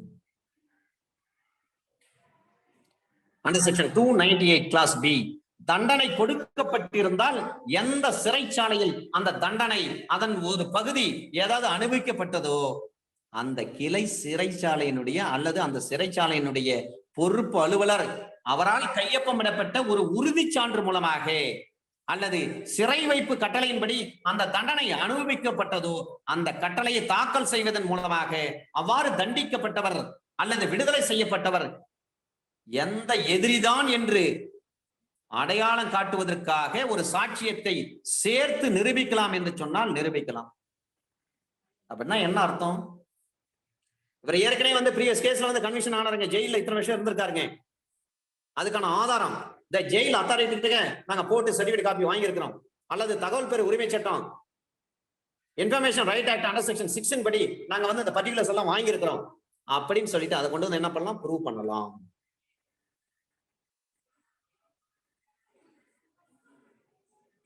அல்லது விடுதலை செய்யப்பட்டிருக்கிறாருங்க அப்படின்னு சொன்னா அந்த விடுதலையும் ப்ரூவ் பண்ணலாம். ஜெயில வந்து ஒரு இத்தனை வருஷம் இருந்தாருங்க, தண்டிக்கப்பட்டு இருந்தாருங்கன்னு சொன்னா அதையும் ஜெயில் அத்தாரிட்டிக்கும் வாங்கி வந்து ப்ரூவ் பண்ணலாம். அல்லது ஜெயில இருந்து இவர் நன்னடத்தின் அடிப்படையில இவரை வெளியில விட்டுருக்காங்க அப்படின்னு சொல்லி ஒரு காப்பி இருக்குன்னா அந்த காப்பியும் ஜெயில் அத்தாரிட்டில இருந்து நம்ம வாங்கிட்டு வந்து ப்ரூவ் பண்ணலாம் வேற ஒரு கேஸ். அண்டர் செக்ஷன் 299 எதிரி இல்லாத போது சாட்சி மிக முக்கியமானது. Record of evidence, the record of evidence in absence of accused. ஒரு அக்யூஸ் இருக்கு, அவர் உடனடியாக கைது செய்யணும். அப்ப அவருக்கு அரெஸ்ட் பண்றது வந்து எதிர்பார்க்க முடியாதது. இந்த ஆள் வந்து எஸ்கேப் ஆயிட்டாரு, தன்னைத்தானே மறைச்சுன்னு இருக்காரு, அதை கைது செய்யவே முடியல. இது மாதிரி சூழ்நிலை இருக்கும் பட்சத்தில் அவர் எங்க இருக்கிறாருன்னு தெரியலங்க அப்படின்னு சொல்றாங்க. அதை கோர்ட்ல நிரூபிக்கிறாங்க. அப்ப கோர்ட் என்ன பண்ணுவாங்க, அந்த ஒரு புகாரின் பேரில் ஒரு குற்றத்தை செய்ததற்காக அந்த நபரை விசாரணை செய்ய வேண்டும் அல்லது மேல் விசாரணைக்கு அவரை வந்து அனுப்ப வேண்டும் என்ற ஒரு சூழ்நிலை இருக்கின்ற பொழுது மேல் விசாரணைக்கு எந்த நீதிமன்றம் அனுப்ப தகுதி உள்ளதோ அந்த நீதிமன்றம் அந்த எதிரி இல்லாத போது வாதி தரப்பின் சார்பாக கொண்டு வரப்பட்ட சாட்சிகளை விசாரித்து அவர்களது வாக்குமூலங்களை பதிவு செய்யலாம். அவ்வாறு வாக்குமூலங்கள் கொடுத்தவர் இறந்து போயிருந்தால் அல்லது சாட்சியம் தருவதற்கு அவரால் முடியாமல் இருந்தார், திடீர்னு இன்சைனா இருப்பார், இன்ஃபர்டியா, அப்படி இருக்கும் பட்சத்தில் இன்ஃபார்ம் பர்சனாக மாறிட்டார், 83க்கு வந்துட்டார் ஐபிசி. அப்ப என்ன முடியும்? ஒரு நபரை கண்டுபிடிக்கவே முடியல, அந்த வழக்கினுடைய சூழ்நிலைகளை பார்க்கின்ற பொழுது அவரை நீதிமன்றத்துக்கு கொண்டு வருவதற்கு காலதாமதமோ செலவோ அல்லது அசௌரியமா இருக்கும் பட்சத்தில் அந்த குற்றம் செய்ததாக எந்த எதிரியின் மீது குற்றச்சாட்டு சுமத்தப்பட்டிருக்கிறதோ அந்த யார் சுமத்தப்பட்டாரோ அந்த குற்றத்தினுடைய விசாரணையில அந்த எதிரிக்கு எதிராக அந்த சாட்சியத்தை பயன்படுத்தலாம். சுருக்கமாக சொல்லணும்னு சொன்னா ஒரு அக்யூஸ்ட், ஒரு கேஸ்ல ஒரு அக்யூஸ்ட் அவர் வந்து வெளிநாடு தப்பிச்சிருக்கலாம் அல்லது மறைஞ்சிட்டு இருக்கலாம், தலைமறைவா இருக்கிறாரு, அவர் கண்டுபிடிக்க முடியல. ஆனாலும் இந்த வழக்கு ட்ரையலுக்கு வந்துடுச்சு. ப்ராசிக்யூஷன்ல சொல்றாங்க அவர் வந்து ஆளை கண்டுபிடிக்க முடியல, எங்க இருக்கிறாருன்னு தெரியலன்னு சொல்றாங்க. ஆனா சாட்சிகள் வந்திருக்கிறாங்கன்னு சொல்றாங்க. கோர்ட் என்ன பண்ணலாம்? அந்த சாட்சியத்தை எடுக்கலாம், ரெக்கார்ட் பண்ணிக்கலாம், டெபோசிஷன் ரெக்கார்ட் பண்ணிக்கலாம். இதுதான் அண்டர் செக்ஷன் 299 சப்செக்ஷன் 1. சப்செக்ஷன் 2ல சொல்றாங்க, ஒரு மரண தண்டனையோ அல்லது ஆயுள் தண்டனையோ விதிப்பிற்குரிய ஒரு குற்றத்தை வந்து செய்த நபர் யாருன்னே தெரியாத பட்சத்துல ஒரு நபரால் அல்லது பல நபர்களால் செய்யப்பட்டிருக்கிறது என்று தோன்றும் போது, ஒரு மர்டர் யார் செஞ்சாங்கன்னே தெரியல, ஒரு ஆளா இல்ல ஒன்றுக்கு மேற்பட்ட நபர்களா செஞ்சாங்கன்னு தெரியல, ஆனாலும் அது கொலை செய்யப்பட்டிருக்காங்கன்னு நினைக்கிறாங்க. அப்ப உயர் நீதிமன்றமோ அமர்வு நீதிமன்றமோ அல்லது ஃபர்ஸ்ட் கிளாஸ் ஜுடிஷியல் மேஜிஸ்ட்ரேட் என்ன பண்ணலாம்? அதை விசாரணை நடத்த வேண்டும் என்றும் அந்த குற்றம் சம்பந்தமாக சாட்சி கொடுக்கக்கூடிய சாட்சிகள் யாராவது இருந்தாங்கன்னா அவங்களையும் விசாரிக்கலாம்னு சொல்லிட்டு ஒரு ஆர்டர் போடலாம்னா கண்டிப்பா போடலாம். இப்ப வாக்குமூலம் கொடுத்துட்டு வந்து இறந்து போயிட்டாரு, அல்லது ஒரு சாட்சி கொடுப்பதற்கு நல்லா இருந்திருப்பா, திடீர்னு பேரலைசிஸ் வந்திருக்கும், பேச முடியாம வாயெல்லாம் கோணையில இருக்கும், கைகள்லாம் முடங்கி போயிருக்கும், அல்லது பைத்தியமா மாறிட்டு இருப்பாரு. அப்ப சாட்சியம் அளிப்பதற்கே சாட்சியம் கொடுப்பதற்கே அவரால் இயலாதவராக இருக்கின்ற பொழுது, அல்லது இந்தியாவுடைய எல்லைகளுக்கு அப்பால் அவரே இருக்கிறார், அந்த குற்றத்தை செய்ததாக அடுத்து குற்றம் சுமத்தப்படுகிற எதிரிக்கு எதிராக எவ்வாறு சாட்சியம் எடுக்கப்பட வேண்டுமோ அதே மாதிரிதான் இவருக்கு என்ன பண்ணணும்? சாட்சியம் எடுக்கணும். இதை சுருக்கமாக சொல்லணும்னு சொன்னா, ஒரு பாம் பிளாஸ்ட் பண்றாங்க, பாகிஸ்தான்ல இருந்து ஒரு நபர் இந்த வேலை பார்க்கிறாரு, அவர் மீது சார்ஜ், அவரை இந்தியா கொண்டு வர முடியுமா? முடியல. ஆனா சாட்சிகள்லாம் இருக்குது, சாட்சியம் எடுக்கப்பட முடியுமா? எடுக்கலாம்.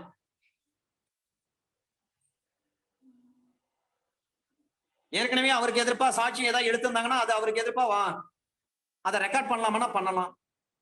அல்லது அவர் இறந்து போயிருக்கிறாரு, திடீர்னு ஒரு இன்சான் ஆயிட்டாரு, லூனாட்டிக் பர்சன் ஆயிட்டாரு, அப்ப சாட்சியம் எடுக்கலாமா? அந்த சாட்சியத்தை எடுக்கலாம்.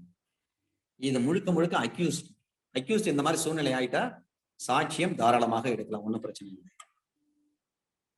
இதுதான் அண்டர் செக்ஷன் 299